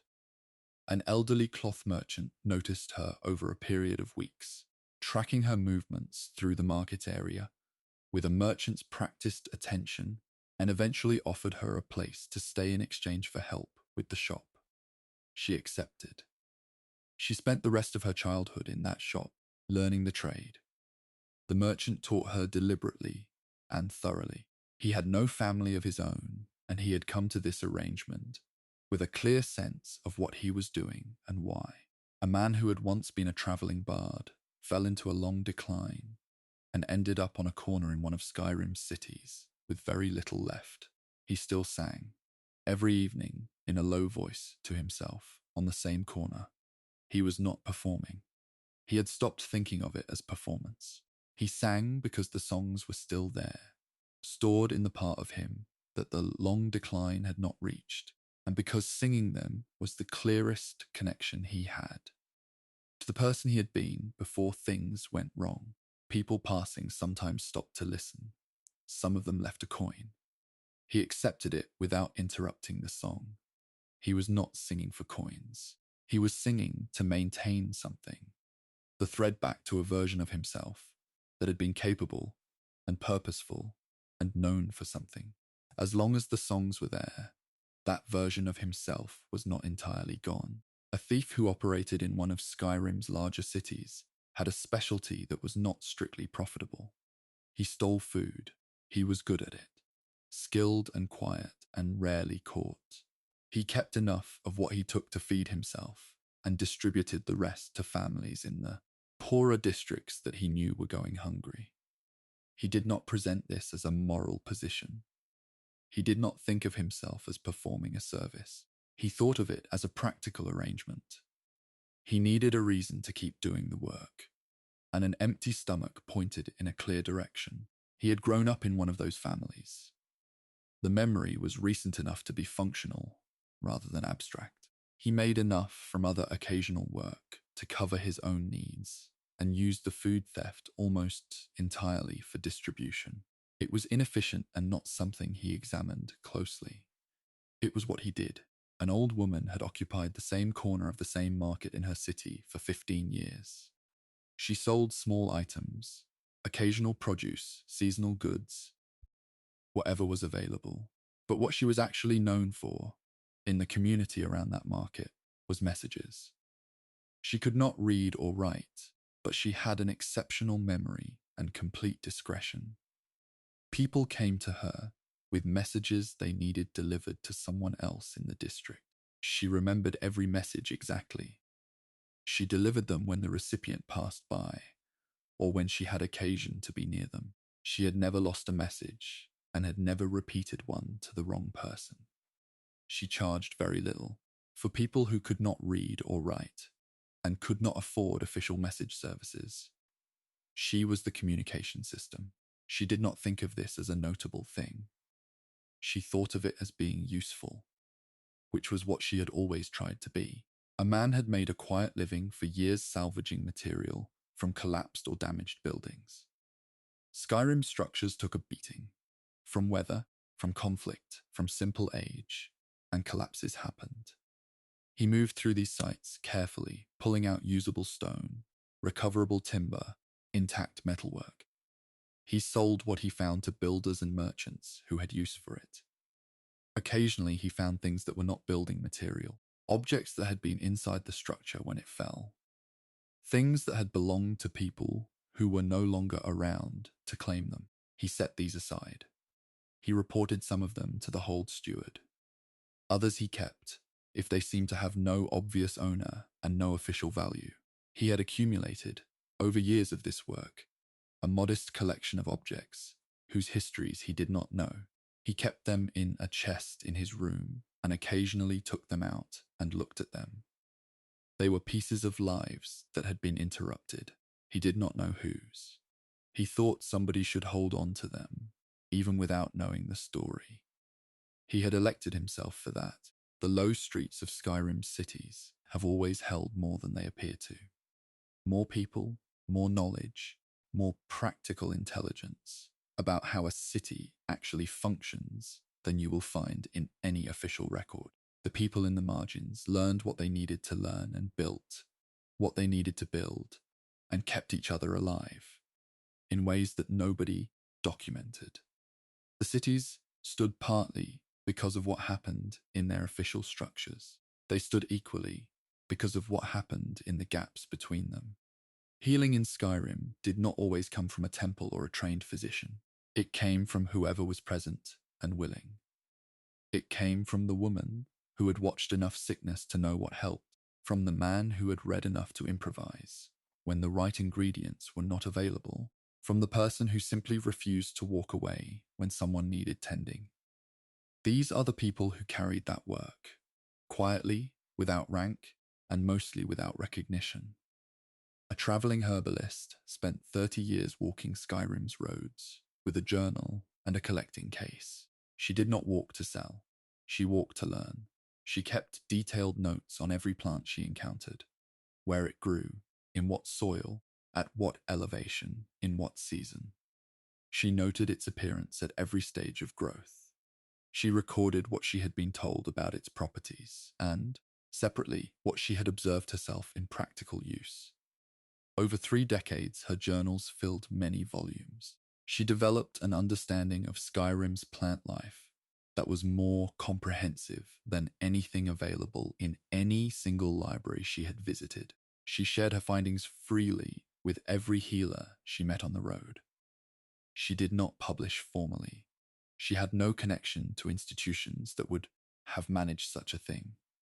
Her knowledge spread the way practical knowledge does, person to person, along the same roads she walked. Parts of it are still in circulation, in the practices of healers who do not know where the knowledge originally came from. Morthal sits in the marsh, in the damp and the cold, where illness moves easily through close-built settlements.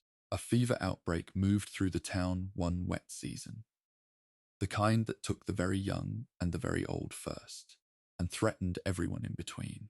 A woman who had no formal training and no particular medical background organized the response. She had practical sense, a large house, and the disposition of someone who acts before asking permission. She set up care in her home for the most serious cases. She learned what worked by doing it and adjusted as she went. She sent healthy adults to fetch specific supplies she had identified as useful. She maintained strict separation between the sick and those not yet sick in a way that the town had not managed on its own. The outbreak ended. Most of the people she cared for recovered. She received thanks and went back to her ordinary life. Nobody formally acknowledged what she had done. She had not expected them to. The smell of pine resin and cold water. A wooden table with dried plants laid out in careful rows. A healer in a small village had worked for his entire career without reliable access to standard medical ingredients. The village was too remote for regular supply. What grew locally was what he had. He spent his first years learning which local plants had properties similar to the standard compounds he had been trained to use. He made substitutions carefully, tested them cautiously, and built up over decades a working pharmacopoeia, drawn entirely from what grew within a day's walk of his settlement. His results were not as consistent as a well-supplied healer in a city would have achieved. They were considerably better than nothing, which is what his village would have had without him. Late in his career, a traveling healer stopped in his village and spent a week comparing methods. She left with notes that she described as the most practically useful information she had collected in years of travel. He had solved problems that better supplied healers had never needed to think about. A temple healer based in Solitude treated soldiers throughout multiple periods of conflict. Solitude's position made it a constant presence in Skyrim's military affairs, and wounded men came through the city regularly. She treated them. She did not ask which faction they had served. The question was not relevant to the treatment of a wound. She had formed this policy early and maintained it without drama. It was simply how she worked. There were periods when this created tension with military officials who felt that treating the enemy's wounded was a political act. She considered it a medical one and said so clearly when pressed. She was not argumentative by nature. On this specific point, she was immovable. She had treated too many wounds to be interested in the affiliations of the body that carried them. Soldiers on both sides, over the years, passed through her care and left alive who might otherwise not have. None of them knew, necessarily, that their healer had also treated the men they had been fighting. A man whose wife developed a degenerative illness became, over 8 years of caring for her, a more capable practical healer than most people with formal training. He had not sought this. He had sought to help his wife, and helping her required learning. He read everything he could find. He corresponded with healers in other holds when he encountered problems he could not solve with available information. He experimented carefully with treatments and kept detailed notes on what helped and what did not. His wife's condition was not curable. He understood this and accepted it without letting it stop him from working on her comfort and her quality of daily life. When she died, He had 8 years of detailed medical notes that represented a significant body of practical knowledge. He made these available to the nearest healer and spent a year working alongside her, passing on everything he had learned. He had not intended to become a medical resource. He had intended to take care of his wife. The knowledge was a byproduct of the love. A herbalist working in the central holds of Skyrim discovered, through careful observation over several seasons, a new application for a plant that most healers used for only one purpose. The plant was common and cheap and widely available. The new application she identified addressed a condition that healers had been managing with more expensive and less accessible compounds. She tested her observation thoroughly before speaking about it. When she was confident, she began telling every healer she encountered. She wrote the information in letters to healers she knew in other holds. She included it in casual conversation, in market discussions, in any context where a healer might be present. She took no credit and sought no recognition. She simply wanted the information to move, because the information was useful and the plant was everywhere, and the condition it could treat was common, and the people who suffered from it were often the ones who could least afford the expensive alternatives. The knowledge spread across most of Skyrim within a few years. Her name did not travel with it. The Pale is one of Skyrim's coldest and most exposed holds. Frostbite is not an inconvenience there. It is a genuine threat, common in the long winters, dangerous if not treated correctly and promptly. An old woman who lived in a settlement in the Pale was the only person in her region who had a complete understanding of frostbite treatment. She had learned it from her mother, who had learned it from hers. She made herself available at any hour for any case that was brought to her. She did not turn people away for inability to pay. She did not refuse cases that arrived in the middle of the night in bad weather. She had treated frostbite in every degree of severity and had developed a precise sense of what each stage required. She trained no formal successor. People came to her when they needed her, and she helped them, which was the entire structure of her practice. When she eventually became too old and frail to treat others, the region lost a capability it did not know how to replace. A candle burning low on a table. A small book, its pages filled in careful handwriting that grew smaller as the years went on.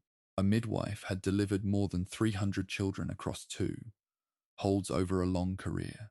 She kept a private record of each birth, not the official record, which existed separately in hold documents. Her record was different. She noted small things: the weather on the day of the birth, something specific about the mother, a detail she had observed during the labor, something about the child, a quality she had noticed in the first minutes, a resemblance, a small distinctive mark. She did not share this record with anyone. It was not for official purposes. It was her own account of the work, a private acknowledgement that each of those 300 births had been a specific event, not a category of event. She had been present at the beginning of 300 lives. She thought that deserved more than a name in a register. A caretaker at Riften's orphanage had taken the role as a temporary arrangement and stayed for 20 years. She had not planned this. The temporary arrangement had extended because the children needed consistency, and she was providing it. And each time she had considered leaving, there had been a specific reason to stay a little longer. She was not sentimental about the work. She was practical. The children needed feeding, educating, and managing, and she was good at all 3. She had opportunities over those 20 years to move to better paid and less demanding work. She declined each one. She did not frame this as sacrifice. She framed it as a decision about where she was most useful. The children who passed through the orphanage during her tenure grew up with a stability that the institution's official structure did not by itself provide. She was the consistency. She was what remained the same while everything else changed. A soldier survived a battle in which most of his unit died. He was not badly wounded. He had simply made a series of small decisions during the engagement that kept him moving in directions that turned out not to be fatal. He did not experience this as skill. He experienced it as chance that he had not earned. In the years that followed, he moved away from everything military and toward healing. He studied formally for a time, then practiced in a small community in the Western Holds. He was a capable healer, careful, thorough, and particularly good with trauma. He had a practical understanding of what severe physical damage looked like and what it required. And he did not panic in serious situations. He said once, when asked why he had made the change, that he had spent years learning one set of skills very thoroughly and wanted to spend the rest of his life applying the same rigor to the opposite work. He had caused harm carefully and precisely. He wanted to undo it the same way. The healers in these stories left no famous names and no grand institutions. They left people who were alive and functional when they might not have been.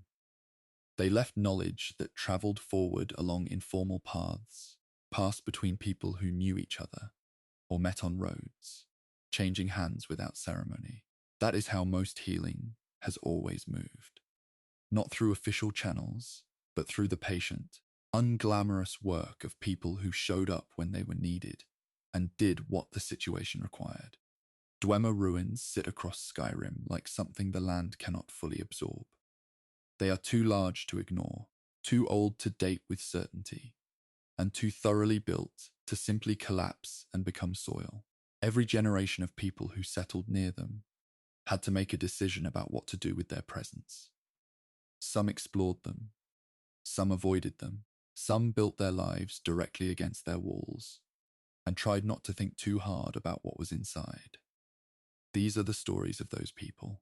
A scavenger who worked the Dwemer ruins of Skyrim for several decades had developed a routine so precise it had become a kind of ceremony. He entered ruins the same way every time. Same approach, same pause at the threshold, same sequence of checks before moving into the interior. He had learned, early in his work, that the automatons, the mechanical constructs the Dwemer had left running, followed predictable patterns if you understood them. He had spent years understanding them. He pulled metal from the ruins carefully, taking only what he could carry, and only from locations he had assessed as low risk. He sold the metal to merchants who knew better than to ask questions about provenance. He was never badly hurt during his career, which was not luck. It was the result of the routine.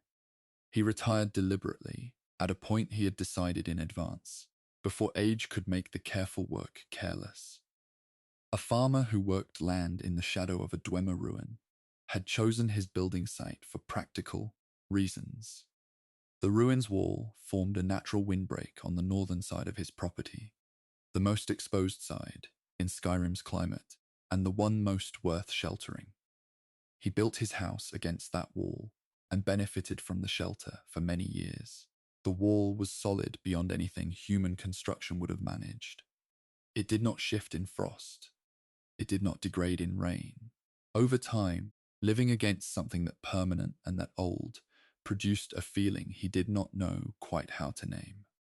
Not fear, something more like being watched by something that was not paying attention to him specifically, but was paying attention in general. He never tried to enter the ruin. He maintained the wall's exterior when moss grew on his side of it, and thought of that as a reasonable exchange for the shelter. A merchant who specialized in Dwemer artifacts had built a successful trade over many years. He acquired pieces from scavengers and explorers, cleaned and catalogued them, and sold them to collectors in the cities, and occasionally to scholars who came to Skyrim specifically to purchase. He handled thousands of Dwemer objects over his career. He never attempted to understand what any of them did. This was a conscious decision. He had seen colleagues become consumed by the question of Dwemer function. The mechanisms, the purpose, the underlying logic of objects that operated on principles no one had fully recovered. He had concluded that this curiosity was bad for the trade. and potentially bad for the person.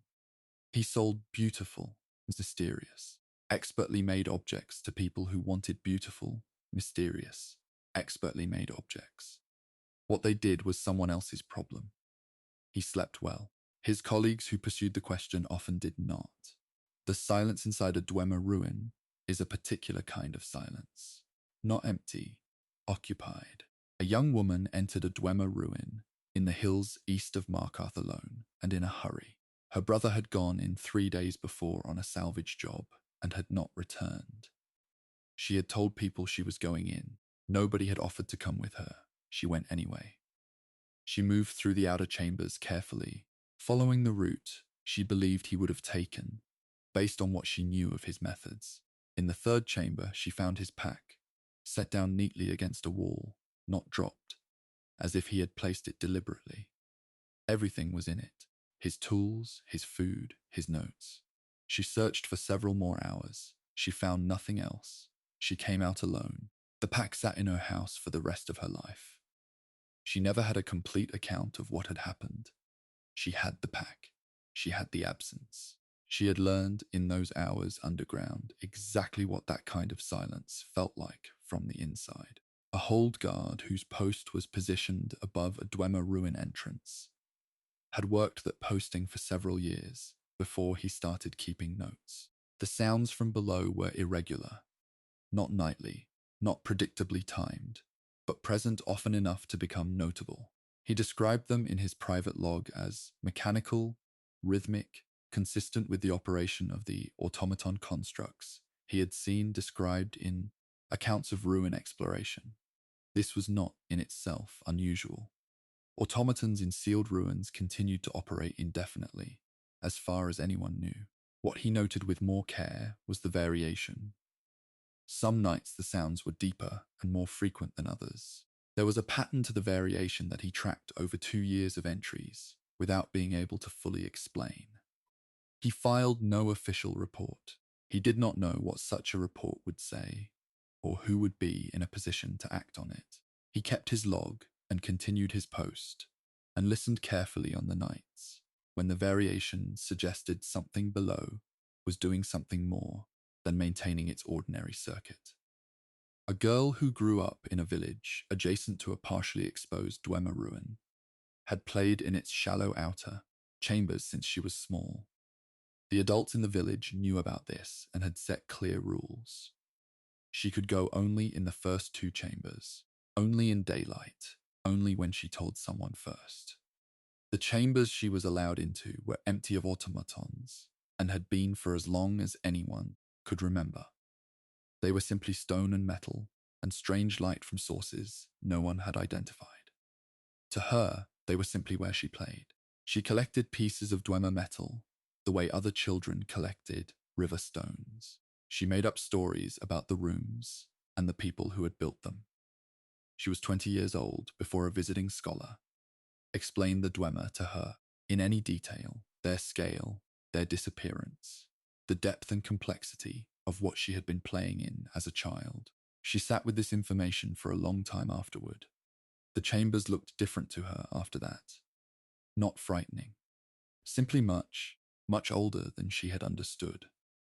An engineer from Cyrodiil had a specific interest in Dwemer metalwork, specifically the properties of the alloy used in their construction that allowed it to resist corrosion and maintain structural integrity across thousands of years. He came to Skyrim and spent 5 years studying accessible Dwemer material. He filled several volumes with observations, measurements, and analysis. He was methodical and thorough. He developed several hypotheses about the composition of the alloy that were, based on the evidence available to him, reasonable and carefully argued. Nobody asked to read any of it. He had expected academic interest from the College of Winterhold and received polite acknowledgement followed by silence. He had expected interest from imperial scholars and received the same. He returned to Cyrodiil with his notes. He continued to develop his work in private for the rest of his life. Whether his conclusions were correct, no one was ever formally positioned to say. A woman who ran a small supply shop near a ruin that saw regular exploration traffic kept account. She sold lanterns, lamp oil, rope, and other items that people needed before going underground. She had begun the count years earlier without a fully formed reason. A quiet, private acknowledgement of the traffic that passed through her shop in one direction. She marked each group when they bought supplies, and marked again when they returned to buy something else, which meant they had come back. The count was not precise. Some groups resupplied elsewhere. Some passed through without stopping on the return. But it was indicative. She did not share the count with anyone. She did not display it. It sat in the back of a ledger and grew over years. She looked at it occasionally, with the specific feeling of someone keeping track of something that nobody else had decided deserved tracking. A farmer ploughing a field in spring struck something solid that turned out, after careful excavation, to be a Dwemer mechanism partially buried under 2 feet of soil. It was roughly the size of a large water barrel, roughly spherical and entirely sealed. It was obviously old and obviously constructed with great precision. It did not move. It did not make sound. It was simply there, in his field, where it had apparently been for a very long time without anyone knowing. He moved it to his shed with the help of 2 neighbors. It was extremely heavy. He kept it there. He put a plank of wood over it, because leaving it uncovered felt wrong. He returned to it periodically over the years, and looked at it with the expression of a man who has made peace with an unanswerable question. He told his family about it. He showed it to occasional visitors who seemed genuinely curious. He never attempted to open it or determine what was inside. Some things, he had concluded, were better left as questions. A retired adventurer who had spent years clearing Dwemer ruins for pay had a consistent experience that he described the same way every time he was asked about it. He said that entering a Dwemer ruin felt like walking into a room where someone had just been, not a room that had been empty for thousands of years. A room where the occupant had stepped out briefly and was expected back. He had felt this in every ruin he had worked in, regardless of the hold, regardless of the depth, regardless of whether the automaton presence was heavy or light. He did not claim to know what it meant. He was not a philosophical man and did not offer theories. He simply described the feeling accurately and consistently, and noted that nothing in his many years of experience in those spaces had ever made it go away. The Dwemer had been gone for longer than history reliably recorded. Whatever they had left behind in those halls still felt, somehow, like it was waiting for something. The Dwemer are the great absence of Skyrim's history, the civilization that built the most and explained the least, and left without giving anyone a reason. The people who came after them did not inherit their knowledge. They inherited their buildings and their mechanisms, and the persistent, low-level sense that something in those structures was not entirely finished. Every generation found its own way to live alongside that. Most of them chose not to look too closely. That was probably the wisest available option. The Civil War in Skyrim produced heroes and villains and great speeches about the future of the province. It also produced ordinary disruption on a scale that touched nearly every settlement and nearly every family in ways that had nothing to do with ideology. Most of the people living through it had not chosen it. It had simply arrived the way weather arrives, and they had managed it as best they could with whatever they had available. A woman in Whiterun spent the active years of the conflict managing a specific and private difficulty. Her brother was in the Imperial Legion. Her son was in the Stormcloak Rebellion. Both were alive, as far as she knew, for most of the war. She did not speak to either of them for the last 3 years of the conflict, not from anger. The lines of communication had simply become too complicated and too freighted. A letter to one felt like a slight to the other. A mention of one in any company felt dangerous. She kept information about each of them separate, told to no one. She knew her brother had been posted to the east. She knew her son had been in engagements near Windhelm. She knew both were living. She held this knowledge alone and waited. When the conflict ended, she reached out to both. Both responded. She saw each of them separately in the same month and did not tell either one what it had cost her to keep them both at a careful distance for 3 years. A farmer near Rorikstead had his crops requisitioned twice in the same growing season, once by an Imperial supply unit in early summer and once by a Stormcloak unit 2 months later. The second requisition left him with almost nothing from a harvest that had already been reduced by the first. He filed official complaints with both factions, neither of which was processed before the local situation shifted, and the relevant units moved on. He survived the winter on stored grain from the previous year and credit extended by a neighbor. He did not recover financially for 2 full seasons. He had no strong feelings about either side of the conflict. He had strong feelings about the loss of 2 seasons worth of work to men with wagons and authority, and no particular concern about what they were taking from.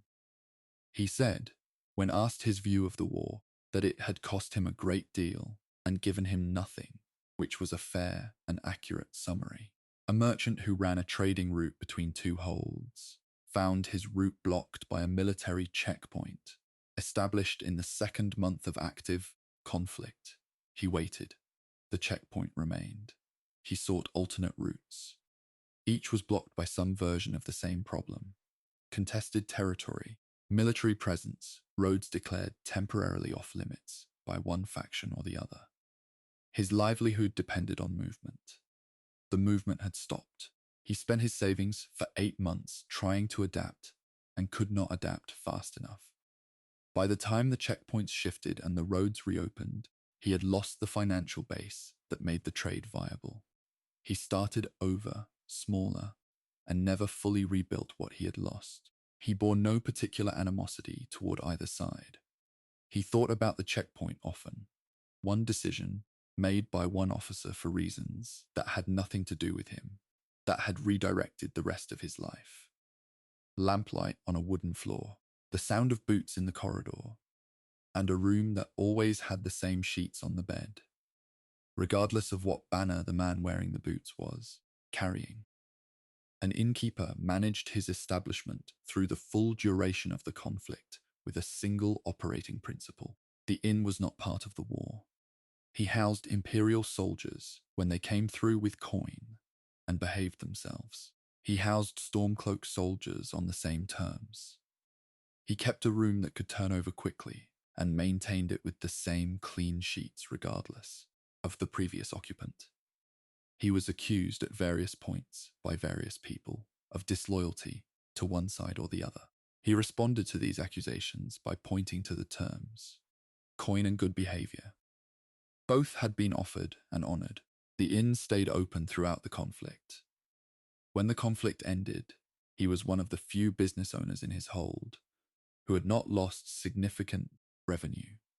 He had achieved this by treating the war as a weather event, something to manage around rather than to participate in.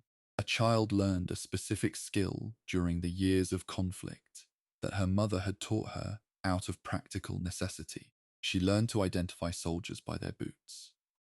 Different factions wore distinctive footwear, and the sound and appearance of boots in the street was often the first indication of who was approaching before any insignia was visible. Her mother's rule was to move inside whenever she heard armored footsteps until the identification was clear and the situation understood. The child internalized this. She became very good at the identification, faster than her mother and accurate at greater distance. She grew up to be an adult who remained, for the rest of her life, acutely attentive to footwear. She could not fully explain this habit to people who had not lived through the same years. To her, it was simply paying attention to useful information.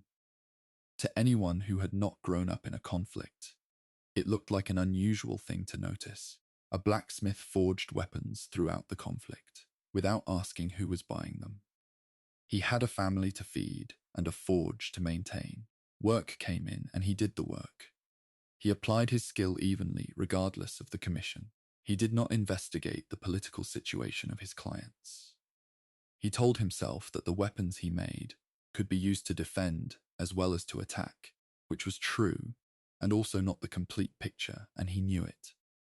He was not naive about what he was doing. He had made a choice, and he was clear-eyed about its nature. He fed his family, he kept his forge. After the conflict ended, he continued his trade without change.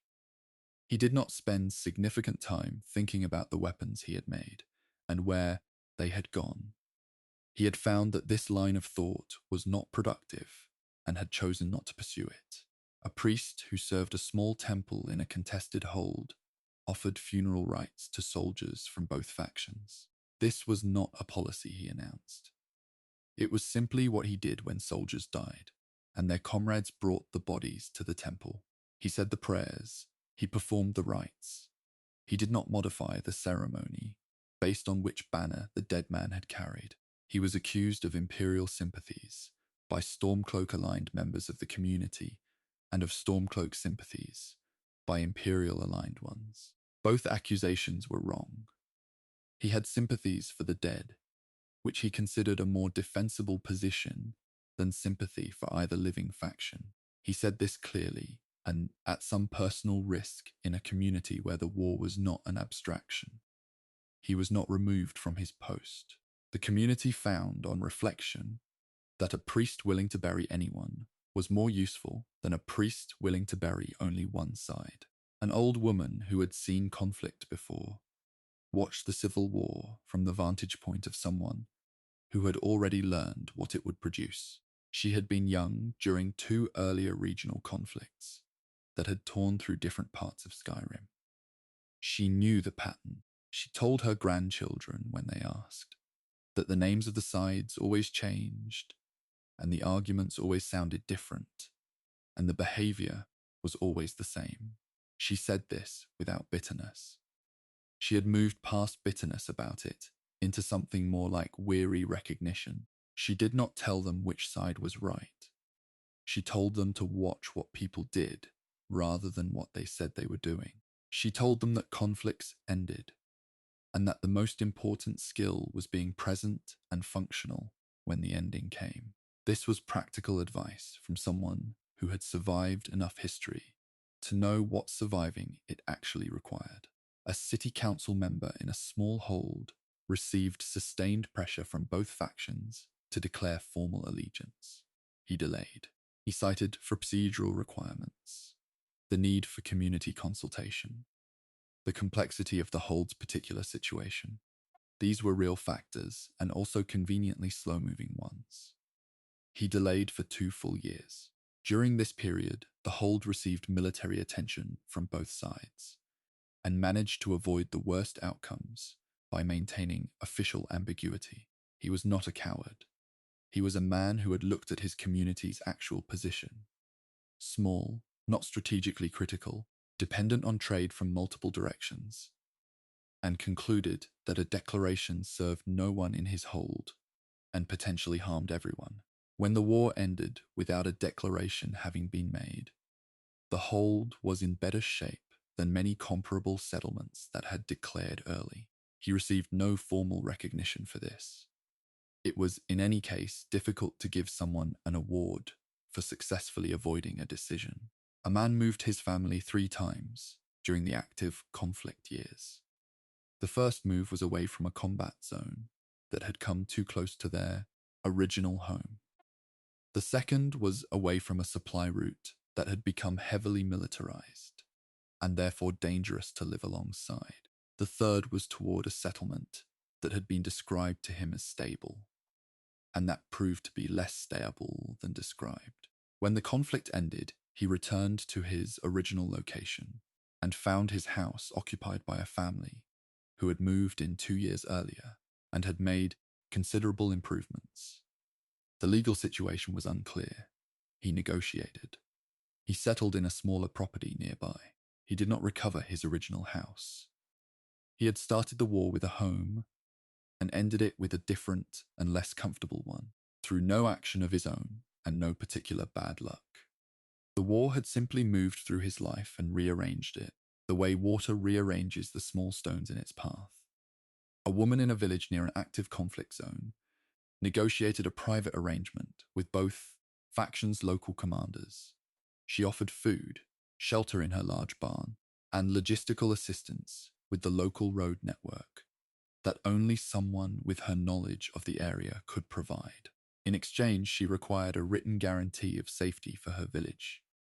No forced requisitions, no compelled service, no military use of village buildings. She held both commanders to this agreement through the duration of the conflict. When either side sent units that did not honor the terms, she went directly to the commanding officer and demanded compliance. She got it, both times. She was not operating from political conviction. She was operating from a clear understanding that her village's survival required a specific arrangement, and that she was the person best positioned to negotiate and maintain it. The village came through the war intact. She considered this a satisfactory outcome and did not require more than that. The Civil War reshaped Skyrim in ways that the official histories will record for generations.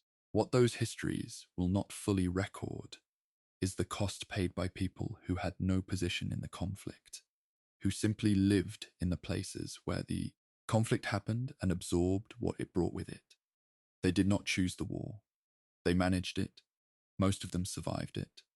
That, in the circumstances, was enough. The Reach has always been two places at once.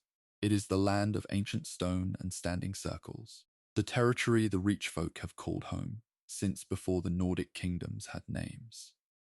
It is also a hold of the Empire, governed from Markarth, subject to imperial law and Nordic authority. Most accounts of the Reach focus on that conflict. These stories focus on something quieter.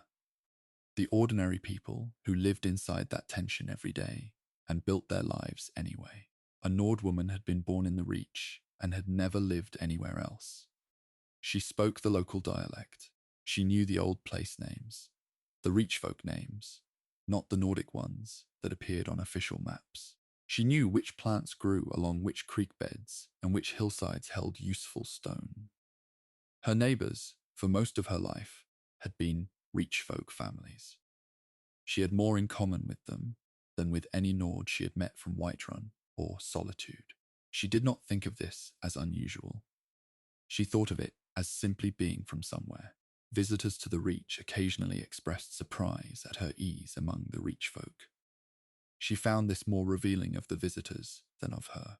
A Reachman worked as a stone carver in Markarth for 30 years. The city was built by Dwemer hands and maintained by everyone else, and the maintenance required skilled carvers who understood the stone. He was one of the best. He worked on the facades of buildings, on decorative elements, on the repair of damaged stonework throughout the city. He could not legally own property in Markarth. He could not hold a business license in his own name. He rented a room from a Nord landlord and worked for wages and spent 30 years improving a city whose official structures did not recognize him as a full participant in it. He did not speak publicly about this arrangement. He went to work. He did the work well. The stone he shaped is still there. A child born to a Nord father and a Reach woman mother grew up speaking both languages with equal ease. This was useful and also complicated. Each community he moved through had a different expectation of which version of him was the real one. The Reach folk saw his father's colouring. The Nords heard his mother's cadence in certain words. He belonged completely to neither reading. He developed, over years of navigating this, a particular skill. The ability to find the common ground in a room before anyone else had identified it. He became, in adulthood, someone that both communities trusted as a fair intermediary. Not because he had no loyalties, because his loyalties were distributed in ways that made him genuinely unwilling to let either side be entirely wrong about the other. The cold air of Markarth carries the smell of the river even deep inside the city. Stone and water and something older underneath both. A temple keeper in Markarth maintained the official Adric shrines as required. He also maintained a small secondary altar tucked into a recessed alcove that most visitors to the temple did not notice. The altar was dressed in the manner of the old gods, the Reach folk's ancient powers, figures of nature and wildness that predate the divines in the Reach's religious memory. He kept it clean. He left small offerings. He said nothing about it to his superiors. His neighbors in the temple staff knew it was there. None of them reported it.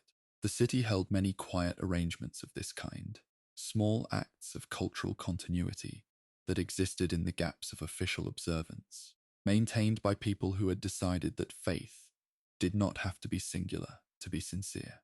A tavern owner in the Reach had built his business on a single rule: no politics inside. He had a Nord mining crew that came in on their off days, and Reachfolk shepherds who came down from the hills on market days.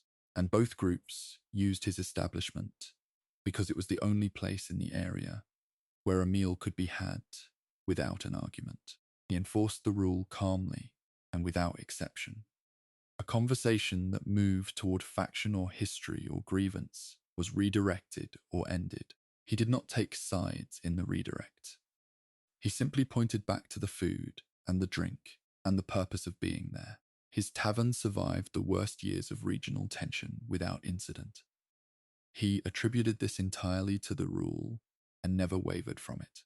A healer in the Reach had trained first in the Nordic herbal tradition, the formal system, learned from a physician in a larger hold, and had later spent years learning Reach folk plant medicine from an elderly woman in a valley settlement who agreed to teach her in exchange for assistance during the winter months. The two systems overlapped in some areas and diverged sharply in others. She combined them in her practice, using whichever approach suited the specific case. She did not label her methods when she worked. She did not explain to patients which tradition a given treatment came from. She treated what was in front of her with the best available tool. Her outcomes were good. Both communities used her services. Neither fully understood the extent to which they were benefiting from the other's knowledge. A guard in Markarth had been born with a Reachfolk name, in a Reachfolk valley, to parents who followed the old ways.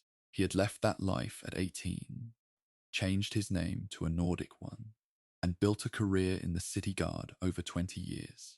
He did not discuss his background. He had constructed a personal history that was vague enough to be unsearchable.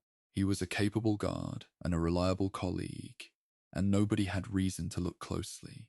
He understood both sides of the city's tension from the inside, in a way that most of his colleagues did not. He used this understanding quietly in how he approached certain situations, in which confrontations he de-escalated before they required force. He never identified the source of this judgment. It simply looked, to the people around him, like experience. A woman wove cloth using patterns drawn from both the Nordic tradition and the Reachfolk visual language. She sold it across the hold without naming what it was. She did not advertise the dual heritage of the patterns. She presented it simply as local work. The cloth sold well. Nordic customers bought it, believing it reflected their tradition. Reachfolk customers bought it recognizing elements of theirs. She was aware of both readings and found them equally valid. The cloth was genuinely both things. The patterns had come from the same land, maintained by two different communities that had each developed them in response to the same landscape. She was simply putting them back together. An old Reachman had watched, over the decades of his life, as several sites his community considered sacred had become stops on the itineraries of travelers passing through the Reach. The stones were old and visually distinctive and easy to find. Travelers came to look at them and describe them to friends, and occasionally take small pieces as souvenirs. The old man said nothing publicly. He was past the age of expecting the situation to change. He visited the sites when travelers were not present, which required early mornings and careful timing. He performed the observances he had been taught. He left the sites as he found them. He had made a private decision that the meaning of a place did not depend on whether the people standing in it understood what it was. The stones were old enough to have survived considerably worse than tourists. A man crossed the border between reach-controlled valleys and Nordic-held towns every day for work. He moved goods from one side to the other for a merchant who needed someone willing to make the crossing regularly. He understood the arrangement on both sides of that border with a clarity that came from crossing it hundreds of times. He knew exactly which relationships held it together, which individual guards, which local understandings, which informal agreements between people who had worked out a livable situation, regardless of what the official position was. He knew how fragile it was. Any of several key individuals being replaced could collapse the arrangement in a week. He said nothing about this fragility to the merchant who employed him. The merchant did not want to know. The man crossed the border and brought back what was needed, and let the arrangement continue to function for as long as it would. The reach does not resolve. It continues.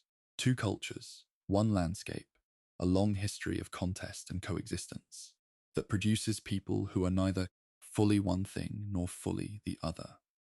The people in these stories did not solve the Reach's tensions. They lived inside them, quietly and practically, and built what they could in the space between. Not every story is about leaving.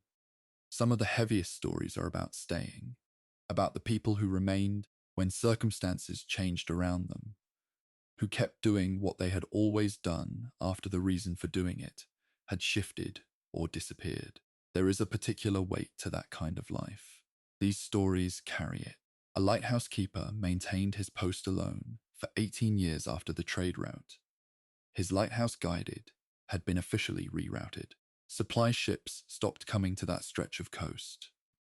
The merchant traffic that had depended on his light moved elsewhere. He continued to light the lamp each evening and extinguish it each morning. He kept the mechanism clean. He kept the logbook current. He had no instruction to stop, and so he did not stop. Whether the light guided anything during those 18 years is not recorded. It is possible that it did. Small coastal fishing vessels, lost ships navigating in bad weather, routes unofficial enough to not appear in any ledger. He lit the lamp regardless. The light was there. Whatever needed it could find it. A woman whose husband went out on a journey and did not return began waiting at the crossroads nearest her home. She waited daily at first, then settled into a routine of visiting each afternoon. Months passed. She built a small lean-to shelter at the crossroads, partly for comfort during the wait, and partly, it seemed, because the act of building something made the waiting feel less passive. She did not move back to her house permanently. She slept at the shelter most nights. Neighbors brought food and stayed to talk, and eventually stopped trying to persuade her to come home. The crossroads became her home.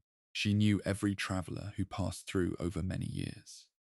She asked each new arrival for news of the roads they had come from. She was still there, still asking at the end of her life. Nobody ever arrived with the news she was waiting for. A man kept his father's mill, running after the farming communities it had served began to shrink and relocate. The grain flow decreased steadily over years. There were seasons when the mill processed a fraction of what it once had. He knew the economics were not sound. He kept the mill running anyway. He could not fully articulate why. The mill was what he knew. The mill was what his father had done, and his father before that. Stopping felt like a decision that would require a certainty he had not yet reached, a definitive acknowledgement that the thing was over. As long as the mill turned, that acknowledgement could be deferred.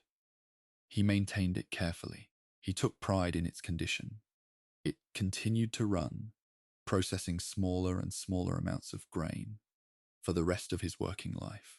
The cold of a field in early spring, frost on the soil, a man moving slowly along a row with seeds he has carried every planting season for 40 years. A farmer planted his field every spring for 4 decades, despite a conflict that had made the immediate area dangerous during several of those years. There were springs when he planted with the sound of distant fighting in the air. There were harvests he did not fully complete because conditions made staying in the field unsafe. He planted again the following spring regardless. The field was his. The act of planting it was a claim he renewed every year. He was not a defiant man by nature. He was a practical one. He had simply decided that stopping was worse than the risk of continuing, and he held that decision across 4 decades of varying circumstances. An innkeeper kept one room permanently reserved. A traveller who had stayed at the inn years earlier had promised to return. The innkeeper had believed the promise, not because it was made with particular emphasis, but because the traveller had seemed like someone who meant what they said. The room stayed available. Other guests were never placed in it. This cost the innkeeper money over years of maintained vacancy. He did not question the arrangement. He had made a decision based on a reading of a person, and he was not willing to revise that reading on the basis of absence alone. The traveller never came back.